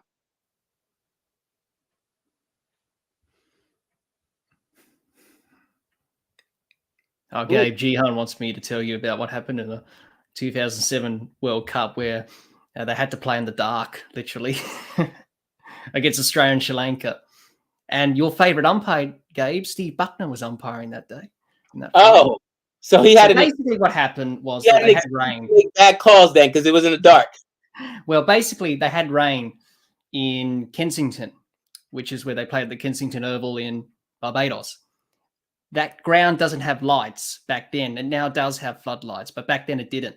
And they had rain. So the match got delayed and it was shortened to a 30-over match. Australia won against Sri Lanka in the final, obviously, completed their hat tricks of ODI World Cups. It got a bit late in the day, and the light was diminishing fast. And Australia took, I don't know what happened. They wrapped up the match because the light was getting bad, and then they thought the game was over and then celebrated. And then umpires said, no, it wasn't. We still have to bowl the overs. And it was pitch dark. And the late Andrew Simons was bowling his spinners and medium paces or something. And Adam Gilchrist said, because he was behind the stumps as keeper, he said, I couldn't pick out Roy. The only way I could pick him out was his sink cream on his face. to see him in the night sky. Wow. And then Australia celebrated and won the 50 over World Cup. So it was a bit farcical in the end there. But that's what happened back in 2007 in the Caribbean. That's the last time that the West Indies hosted an ICC event. You know, I think the problem is that cricket feels like, for whatever reason, they've got to maybe there's something I don't know, whether it's sponsors, but they force these games in because maybe they've tried to reschedule and the sponsors are like, absolutely not. We've got this TV time booked or that booked or that, whatever. We got this amount of time allocated, because there are contractual things where, for instance, in America, the World Series has to end. And that's how come, they set it up the way they do before the football playoffs start. You know what I mean? Because you don't want both going out. Now, that's two different competing sports, but you know what I'm saying? And maybe there's something I don't know. But it just seems like it's more always about just get the game in, a financial decision, that just caring about the history and the record and the authenticity of the win. That's what Jihan says there, Gabe. Yeah, that's right, because Duckworth-Lewis came into equation there, because Duckworth-Lewis is not only for rain, Gabe. If you're not playing at a ground with lights, it comes into equations as well. So they were ahead, Australia, and it got too dark at the end, and they agreed to end the game there, as Jihan says. But Alim Dar said, and the umpire said, no, we have to come back tomorrow to finish the game off, to finish the last 3 overs, which is no point. So they decided just to play in the night sky and finish the game off there. So Duckworth-Lewis is not only for rain, it's for bad light as well, if you don't have any lights at a ground. And that happened in a game this Australian summer in the domestic one-day cup. Right. That happened because there was a ground with no lights on, and the team won with Duckworth-Lewis because the light was getting too bad. So it's not only for rain, Gabe, it's for bad light as well if you don't have lights. It's just brutal. Oh, man. But that's what happened in 2007. So it was a bit farcical in the end there. But Australia won the game, and that was the end of that. Do you think there's too much cricket these days? Shai, we've been saying this for a while. Not only is there too much cricket, I think that because, for instance, because of the success of the IPL, and all these other countries are now getting their own domestic league, from the BBL to the CPL to the PSL. What's the other one? So there's the PSL, BBL. The Big Bash League, the 100 now. There was another one that was created. Sri Lanka has their own T20 league. It's the ICC is trying to work around all those tournaments and still have their own tournaments. And misfield there by India. And I think that it's hurt their ability to put on a good product, right? And it's when players, I forgot what tournament it was, but when players aren't available for an international tournament because they're playing in a domestic league, whether it's the BBL, the IPL, I don't care. I get it. You make more money, but that's a problem. That means the ICC should be paying their players more so they don't have to make that decision. Well, the home cricket boards in that case, Gabe, because they do the contracts and that. So the home boards, not the ICC as a whole. It's the governing body of the country that needs to play that, like the West Indies, for example. Right, because they don't get paid enough. That's why they're playing different leagues, and that's why the West Indies in a state of repair, which is sad in a way. But that's just the way the game is going at the moment. And there is too much cricket. And that's why people say, can we schedule this tournament in February, March in Australia where it doesn't rain in summer? Well, the IPL's in March, isn't it? And Australia go to India for a test series next year, do they? So they weren't going to schedule it then. No, this was the only time they were going to do it because it's free in the calendar. There's just too much cricket on for these players. And you know what, Gabe? After this T20 World Cup, 4 days after the final, Australia play England in a 3-game ODI series. India plays right away too, right? Right after the World Cup, India plays. Who is New Zealand, I think. New Zealand, yeah. So yeah, you're right. Like right away, So it's never ending. It's just too much. it is. It's too much, and I think it almost hurts the game because you don't get to see, to your point, the best players at all time. And your whole argument earlier about not having Patty Cummings and having Hazelwood play T20 because it takes away from tests. They got to focus on tests. Makes sense because it's too much. You know what I mean? And then that those guys are also going to be playing in the IPL and making their money. And they're also going to be playing in the BBL. So beautiful reverse sweep there. A good shot there from Brill. And Bureau still fighting. And you love to see this. I don't care how many wickets we're down. I don't care. Yeah, you want to see Zimbabwe still bat out the overs. You don't want them to get bowled out for under. You want to see them battle. Yeah. And if you're India, once again, Ashwin right now at a 12 economy rate, and Axar Patel is getting pumped. Let's see what he does in this last one. Okay, that was just a single, but that's still 16. 16. Guys, what am I missing? Why are Ashwin and Axar Patel there and not Chahal? Is it because you're that afraid that the top of the order hasn't batted and those both guys, I get it. They've gotten centuries before in tests and, putting up 40s or 50s. Axar Patel, I think, has in T20. But if you, with a lineup of Virat Kohli, Rohit Sharma, KO Rahul, Sky Baby, Pant, Hardik, if you're telling me that, nope, we're not confident in any of those guys, so that's why we got to have Axar Patel in here because he could get us a 50. Come on, stop. That's not the guy that's going to win the game for you. That's not the guys. Those aren't the guys that are going to win the game for you. All right. So I don't know. I think that's the change that India need to make in order to win this World Cup. Looking at the flaws from the other side, and let me update the score right now. It is 75 for 5. And again, they've been playing. It went from 36 to 5 when they lost their last wicket, and now they're 77 for 5. Guess who bowled the last 2 overs? They're spinners. And on for another boundary.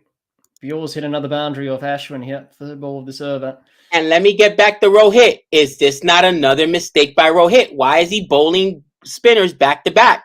Why didn't he bowl them earlier in between? Like I don't know. You get those guys too comfortable looking for that slower spin. Now I get it. They bowl differently as spinners, but it's still, you know what I mean? The idea, you don't bowl back to back spinners. Like, am I missing something here?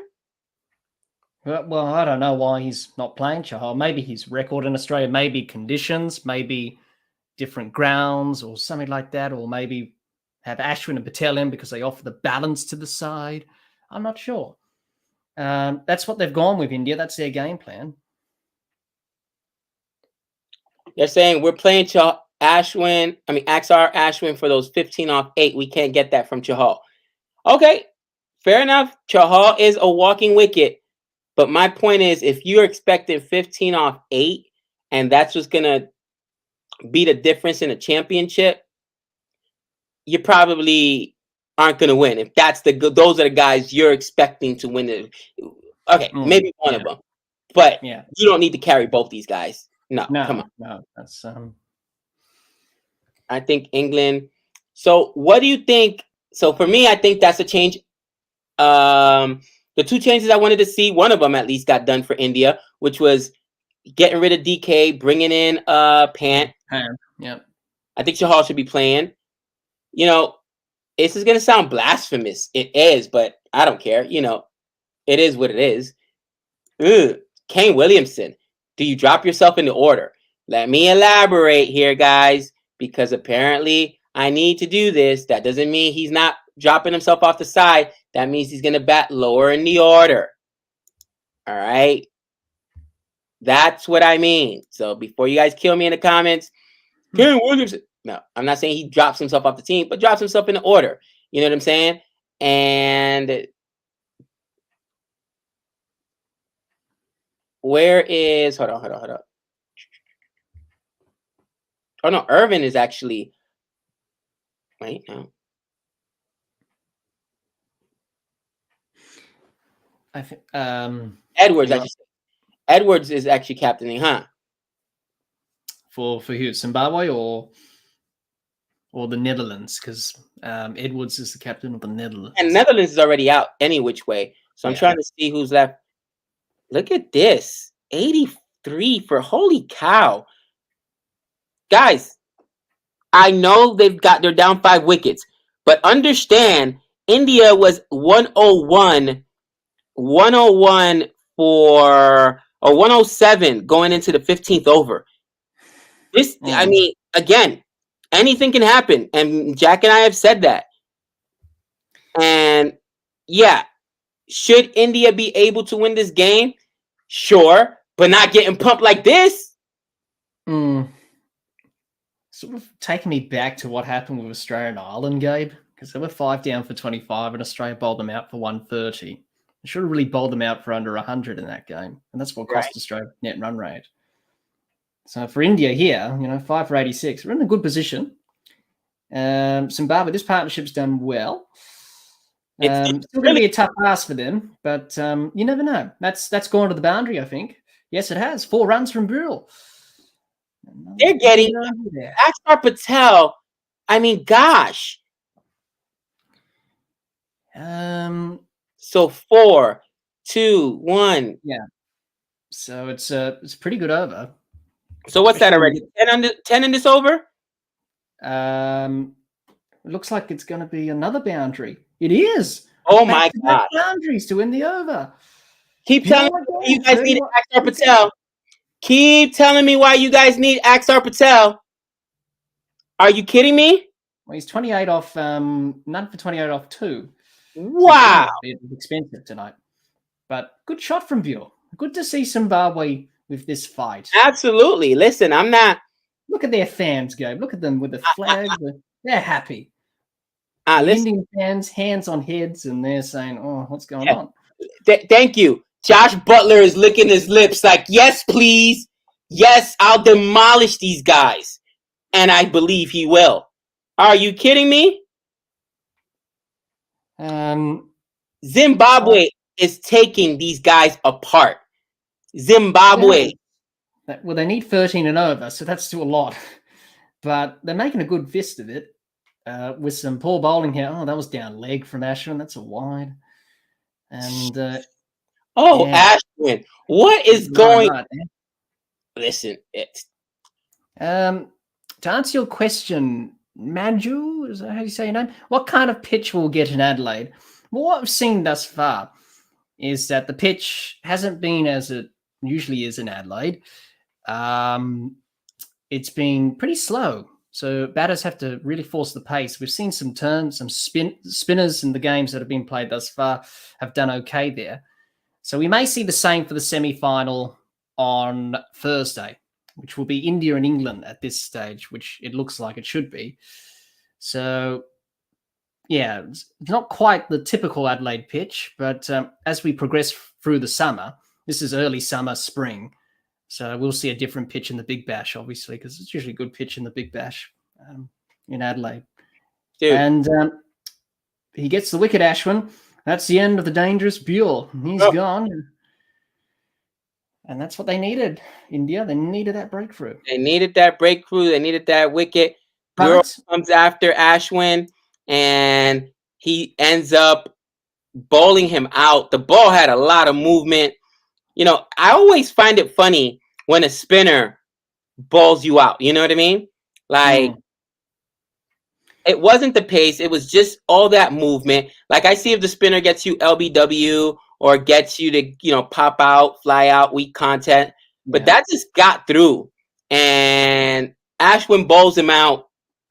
Again, I'm carrying Ashwin or Axar Patel, but not both of them. And these guys are so expensive. Do you really want to see Ben Stokes or Alex Hales or Harry Brook or Butler? Let's say India can't get a breakthrough, and Josh Butler, Alex Hales get I think they did it in one of the matches. They were there in the 10th over already. How long are you going to wait before you bring these guys in? And once you bring them in, could you imagine? It's going to be an interesting semi-final. That's going to be played in Adelaide. And from the games that we've seen in Adelaide thus far, it hasn't been a typical Adelaide wicket. Obviously, early season, of course, it's a bit slow. The spinners have done okay. The quicks have done okay as well. So be interesting, that semi-final on Thursday. But yeah, maybe India need to rethink their strategy. But they think this is the best 11 they've got to win this tournament. So that is just interesting to me. And then you said, was it somebody said in the comments, or maybe you told me, Alex Hales pulled a groin or something like that? No, that was Darwin Milan. Oh, Milan pulled a groin. Milan pulled a groin, yeah. Yesterday. So he won't be available, but they've got Harry Brook. They've got Butler, Hales, Liam Livingstone. I mean, Sam Curran, I don't know how. Is he the leading wicket taker in the tournament? Nick keeps... He is, yep. In the Super 12 stage, he is, yep. Because I put Sam Curran on the Sinister Six since he cost CSK another playoff game. I mean, come on. Sam Curran, terrible. But it's oh my gosh, they got Moeen Ali too. Ooh, England is dangerous, man. England is dangerous, and I think that's going to be a really good match. And I don't know. I could see it if Rohit does what he did last time. What was the match? Do you remember where he waited so long to bowl Ashwin that he had to bowl him in the death? Was that the game we did in Perth? In Perth. If he does that against England, they lose. If he does that against England, they lose. England will absolutely demolish Ashwin in the death. He needs to be very strategic as how, Well, they need something in the surface a bit. They need something to assist them to be challenging and threatening. Will you get that in Adelaide? Maybe. Maybe not.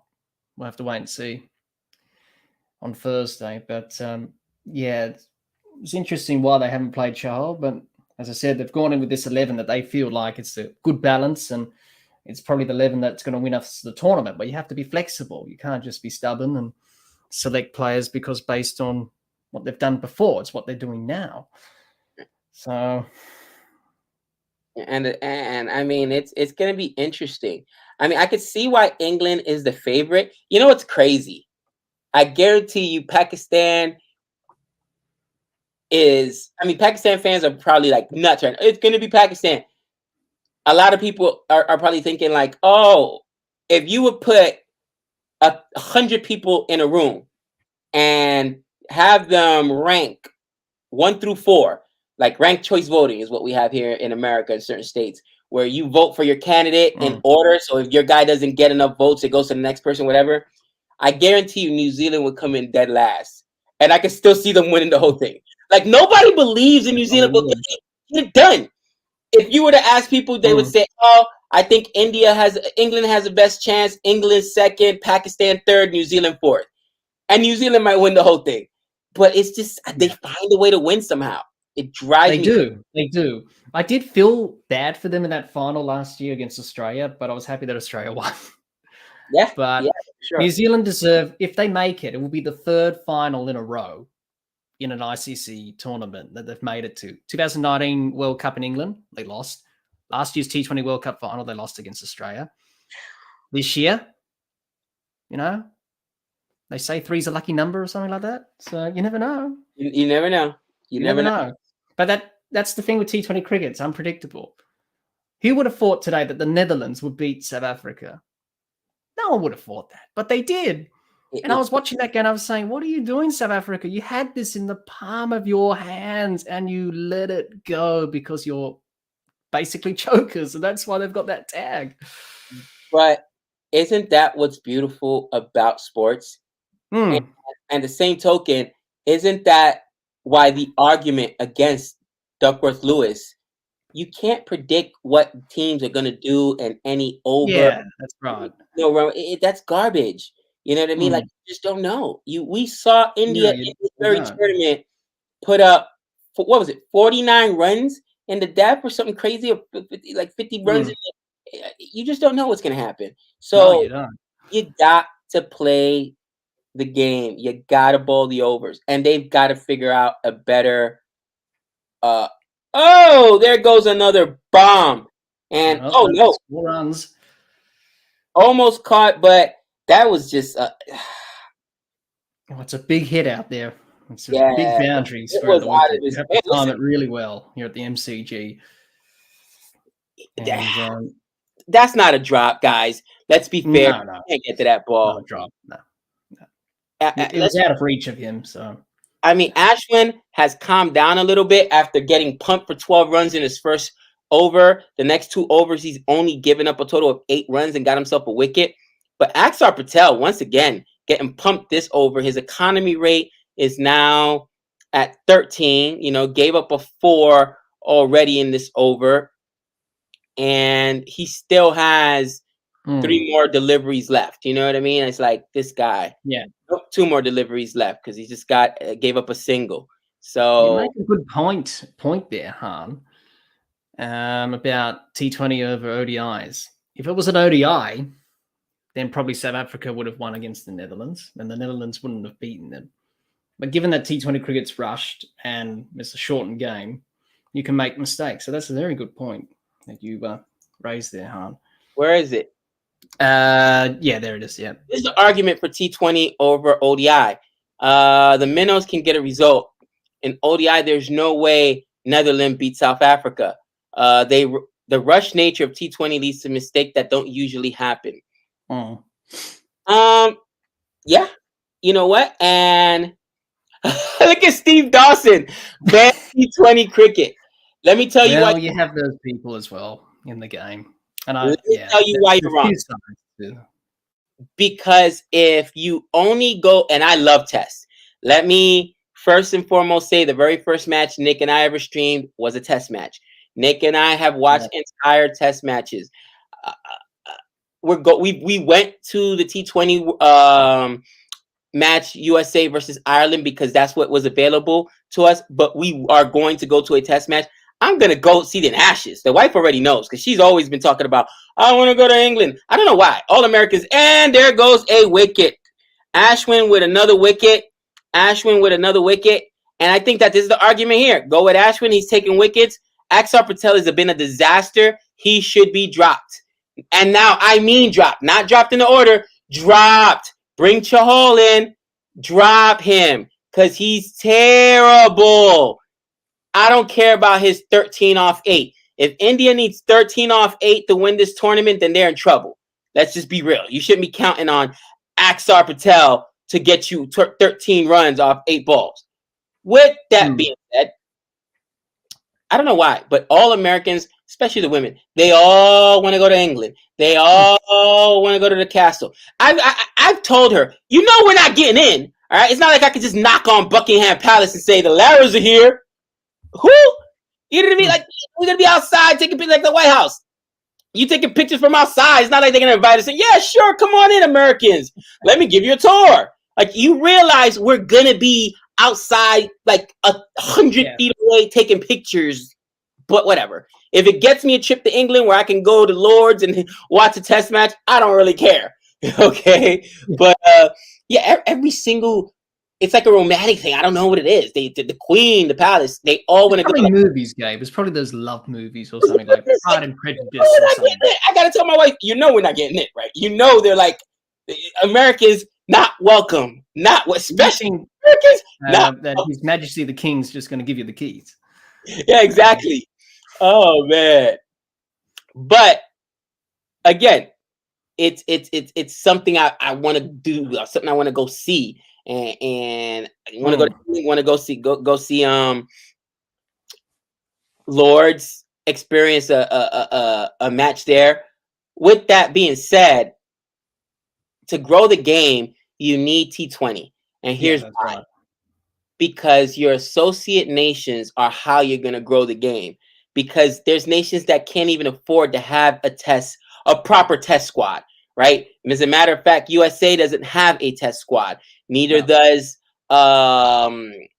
Canada. Neither does Argentina. And if you want to get the game in other places, then yeah, you need to you need to really focus on T20, right? Even over ODIs, because it's a lot quicker to get a T20 match in. You can get several in a day. It's it's a format you can get into the Olympics. It's more of a TV product. So I know that we got a lot of people that don't like T20, Steve, but it's the best way to market it to the masses. And ultimately, that's what's going to lead to a better game when you've got talent from all over the world and you are truly, competing at a worldwide level where it's, the Canadas of the world, USA, you know, ooh, oh, disgusting. And is that another wicket? Yeah, that's another wicket. Oh, You Ash bowled him. with another wicket here saying, Gabe, I earned my spot. Oh, and that one just kind of like snuck.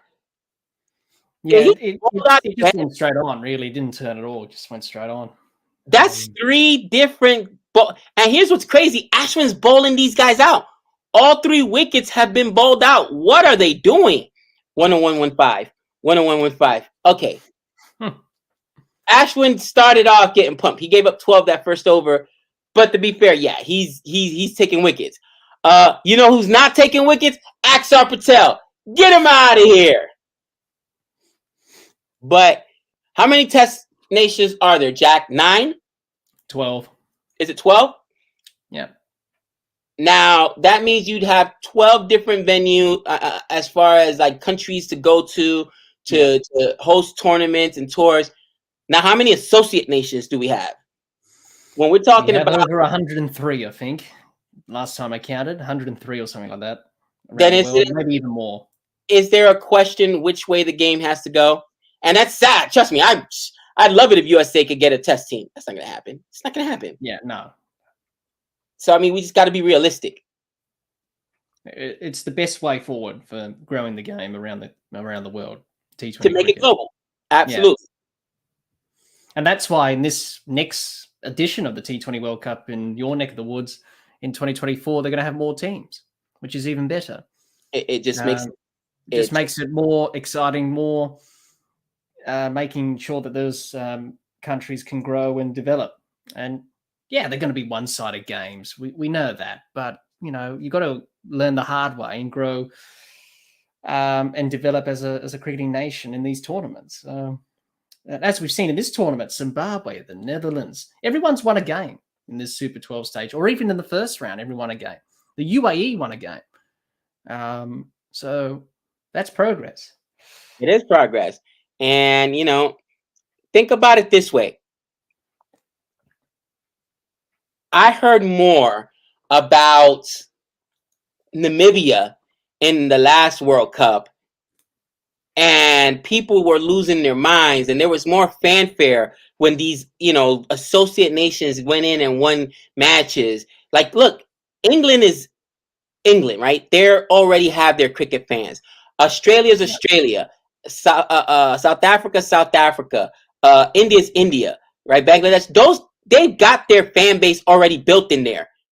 But if you want to build new fans, you put it in a stage where you get more teams in, and you give those teams a chance to compete, albeit because of the unpredictability of tests and the rush nature, and you can make mistakes.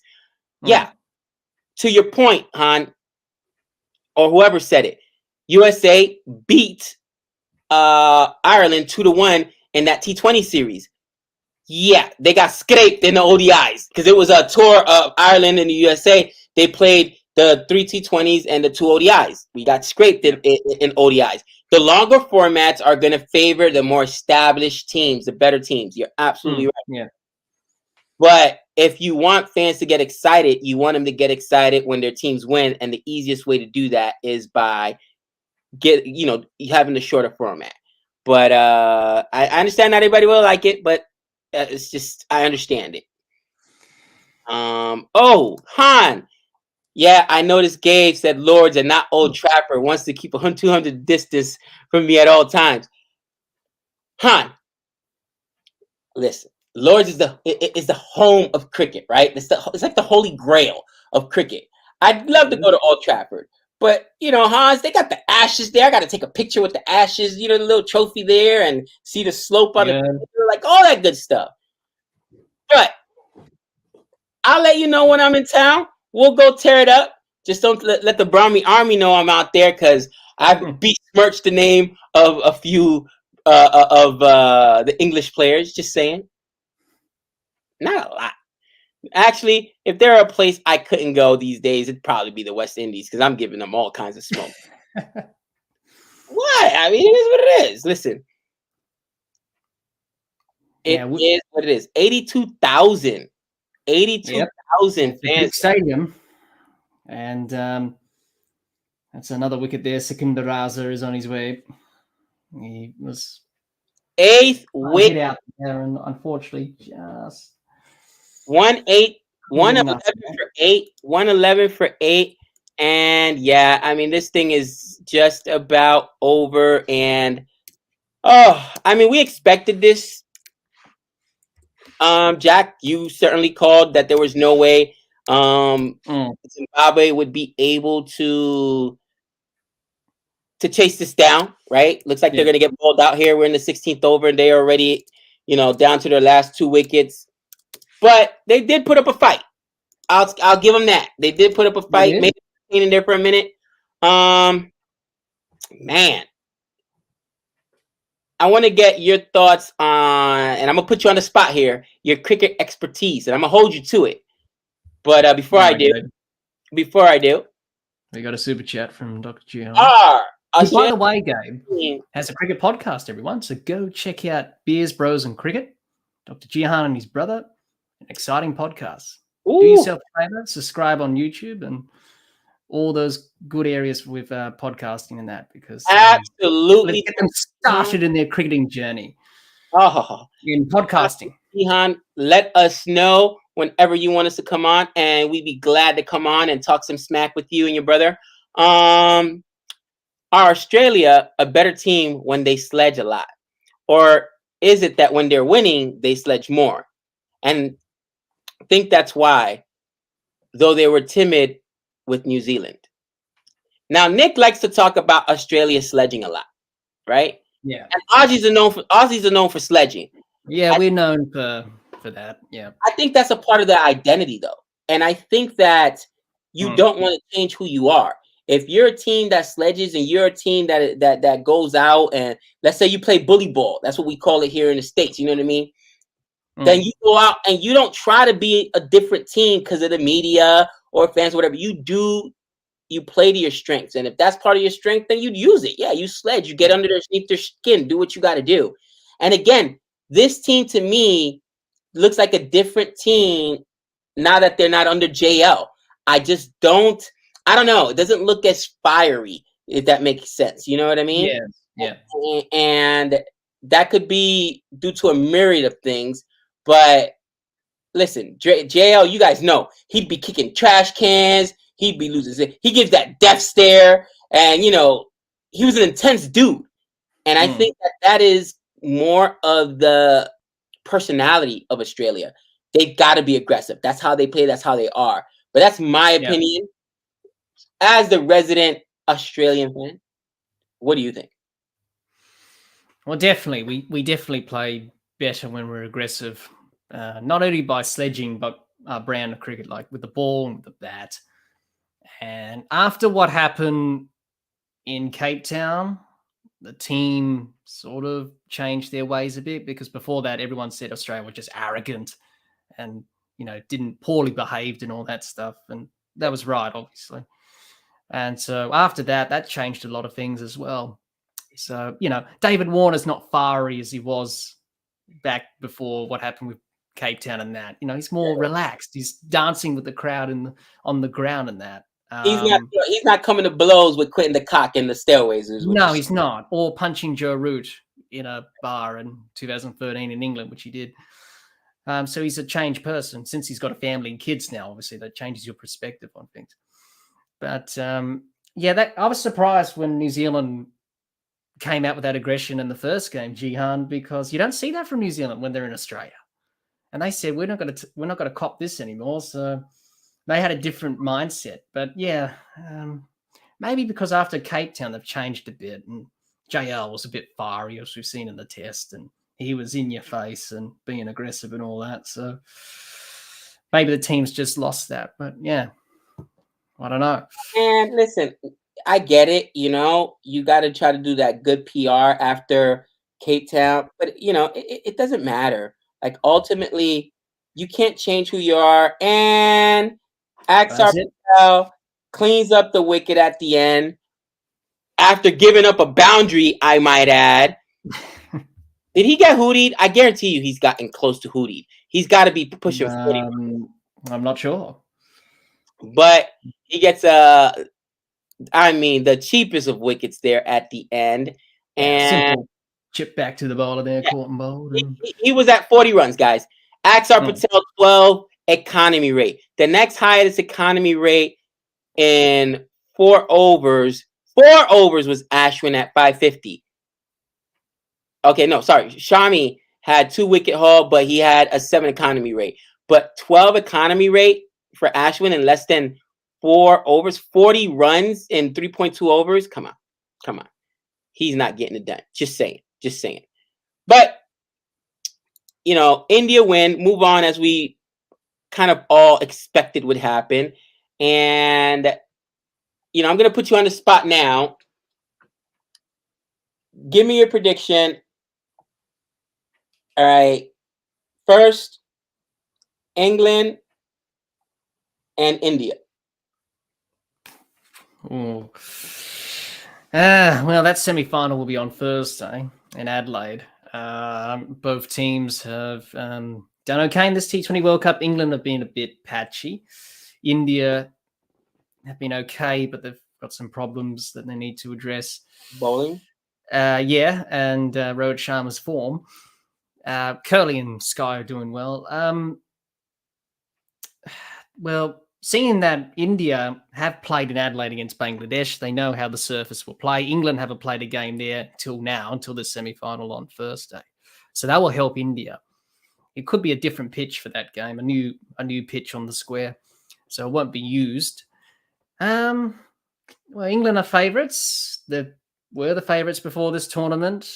I don't like to say England because I don't like England to win, but well, Australia's not in here, so I don't really care who wins. But if I had to choose one, England or India, I have to say probably England, maybe, because they've turned things around after the loss against Ireland. They won against New Zealand.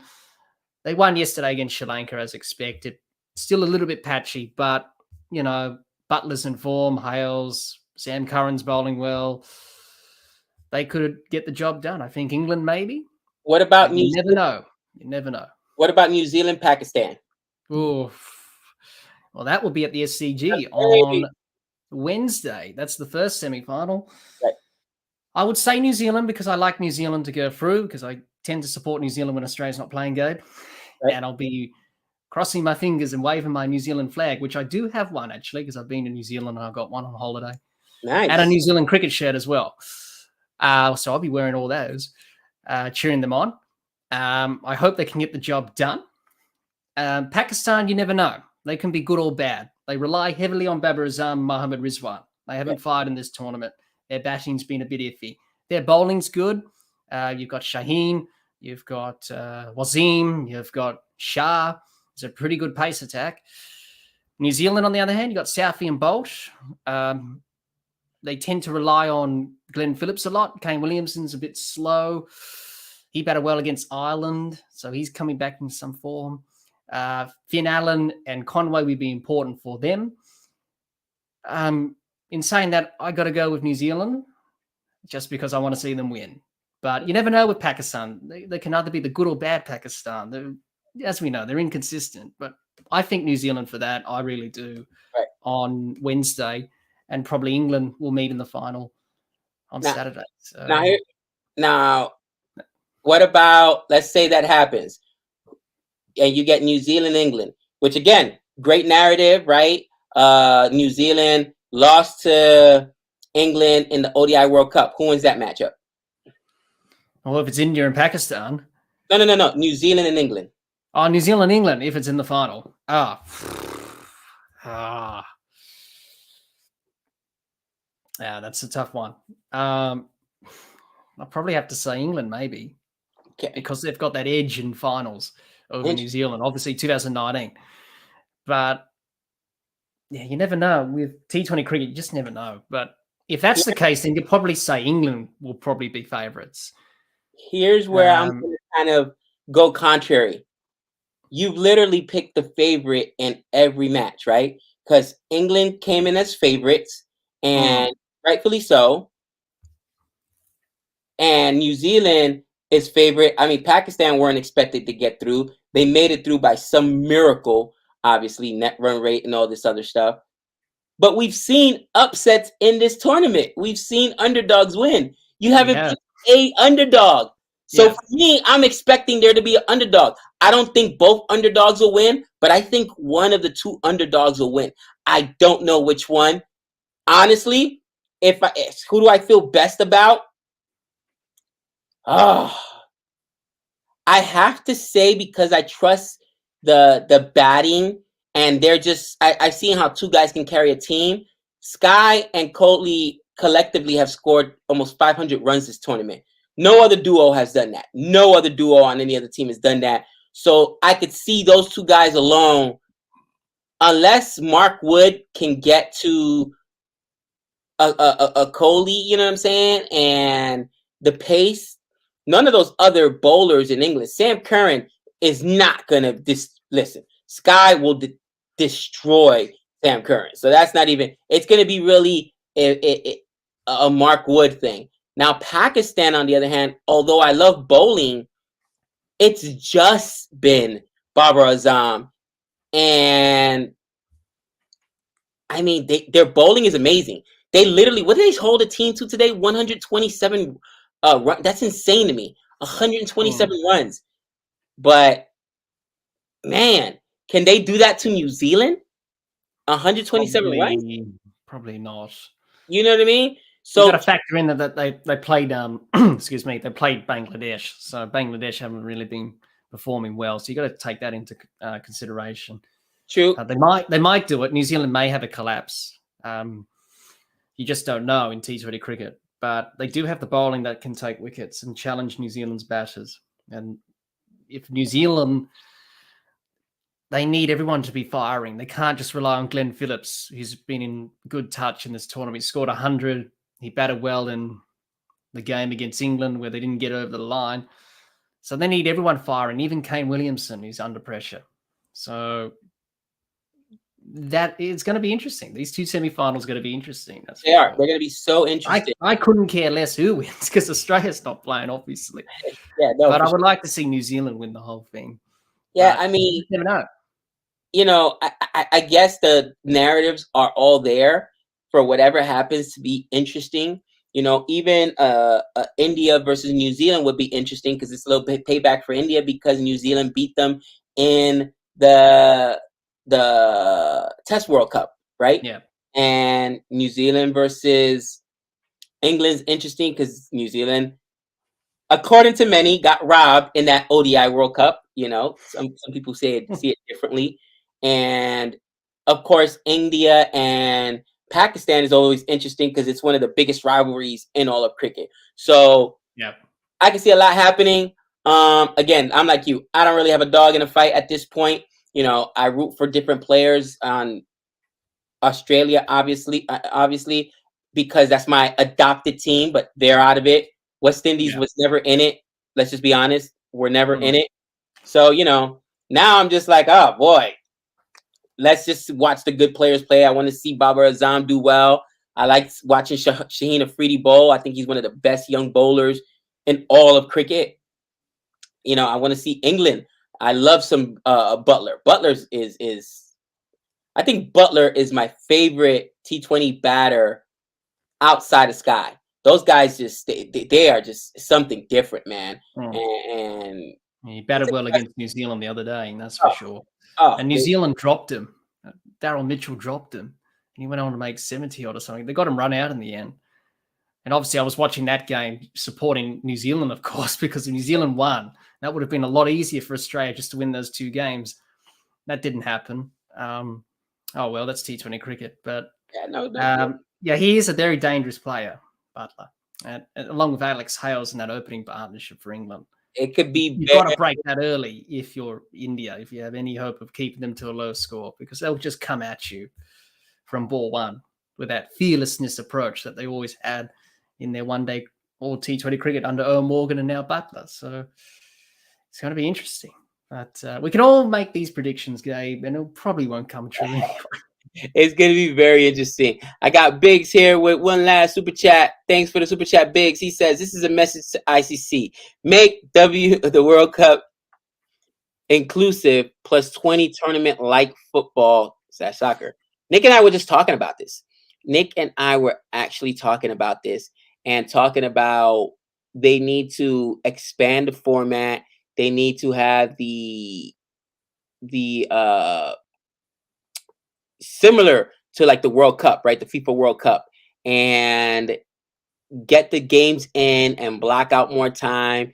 Now, again, just in discussion with you tonight, I realized how quickly after this tournament ends, is it a test series that starts or a tour you mentioned? And well, Australia play England ODI series. ODI series. So, final on Sunday. But I just think it's got to be one of those things like, look, we're going to get this tournament in. So it is what it is. And you guys have to postpone that and move it back. I mean, that's got to be the priority. But what do I know? I'm just a fan. With that being said, guys, it's been fun. Jack, thank you so much for joining us.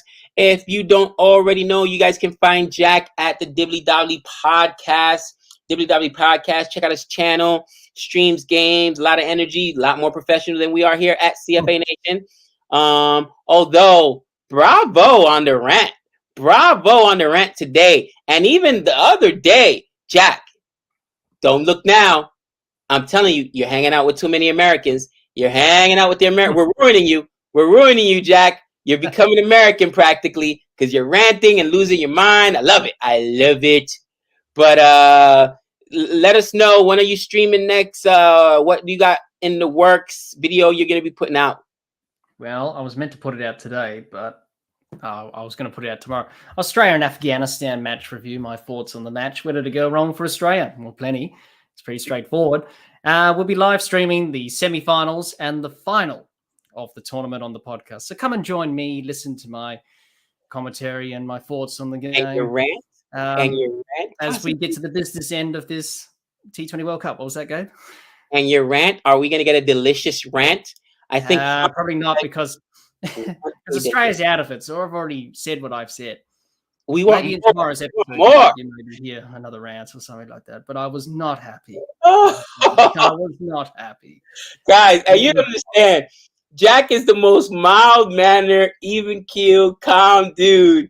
But even today, when you got fired up, I'm like, yeah, I'm gonna tell Nick, yo, you gotta go back and watch the replay. Jack lost his mind. I'm loving it. Yes, we've corrupted him. I love it. You probably have bad influence on me. Oh man, watch Cricket Fanatics rant on South Africa joke. Oh gosh, I can only imagine. I've got to go ahead and check that out, honey. Thanks for letting me know, because it always brings a smile to my face. Because I can always tell my wife, see, it's not just me. It's all fans. We all rant. Okay. We're passionate. There you go. But guys, thanks so much for hanging out with us. Again, if you haven't already done so, don't forget to like and subscribe. Check out Jack on the Dibbly Dobbly Podcast. And until next time, that's 6 runs. Take care, everyone. Later.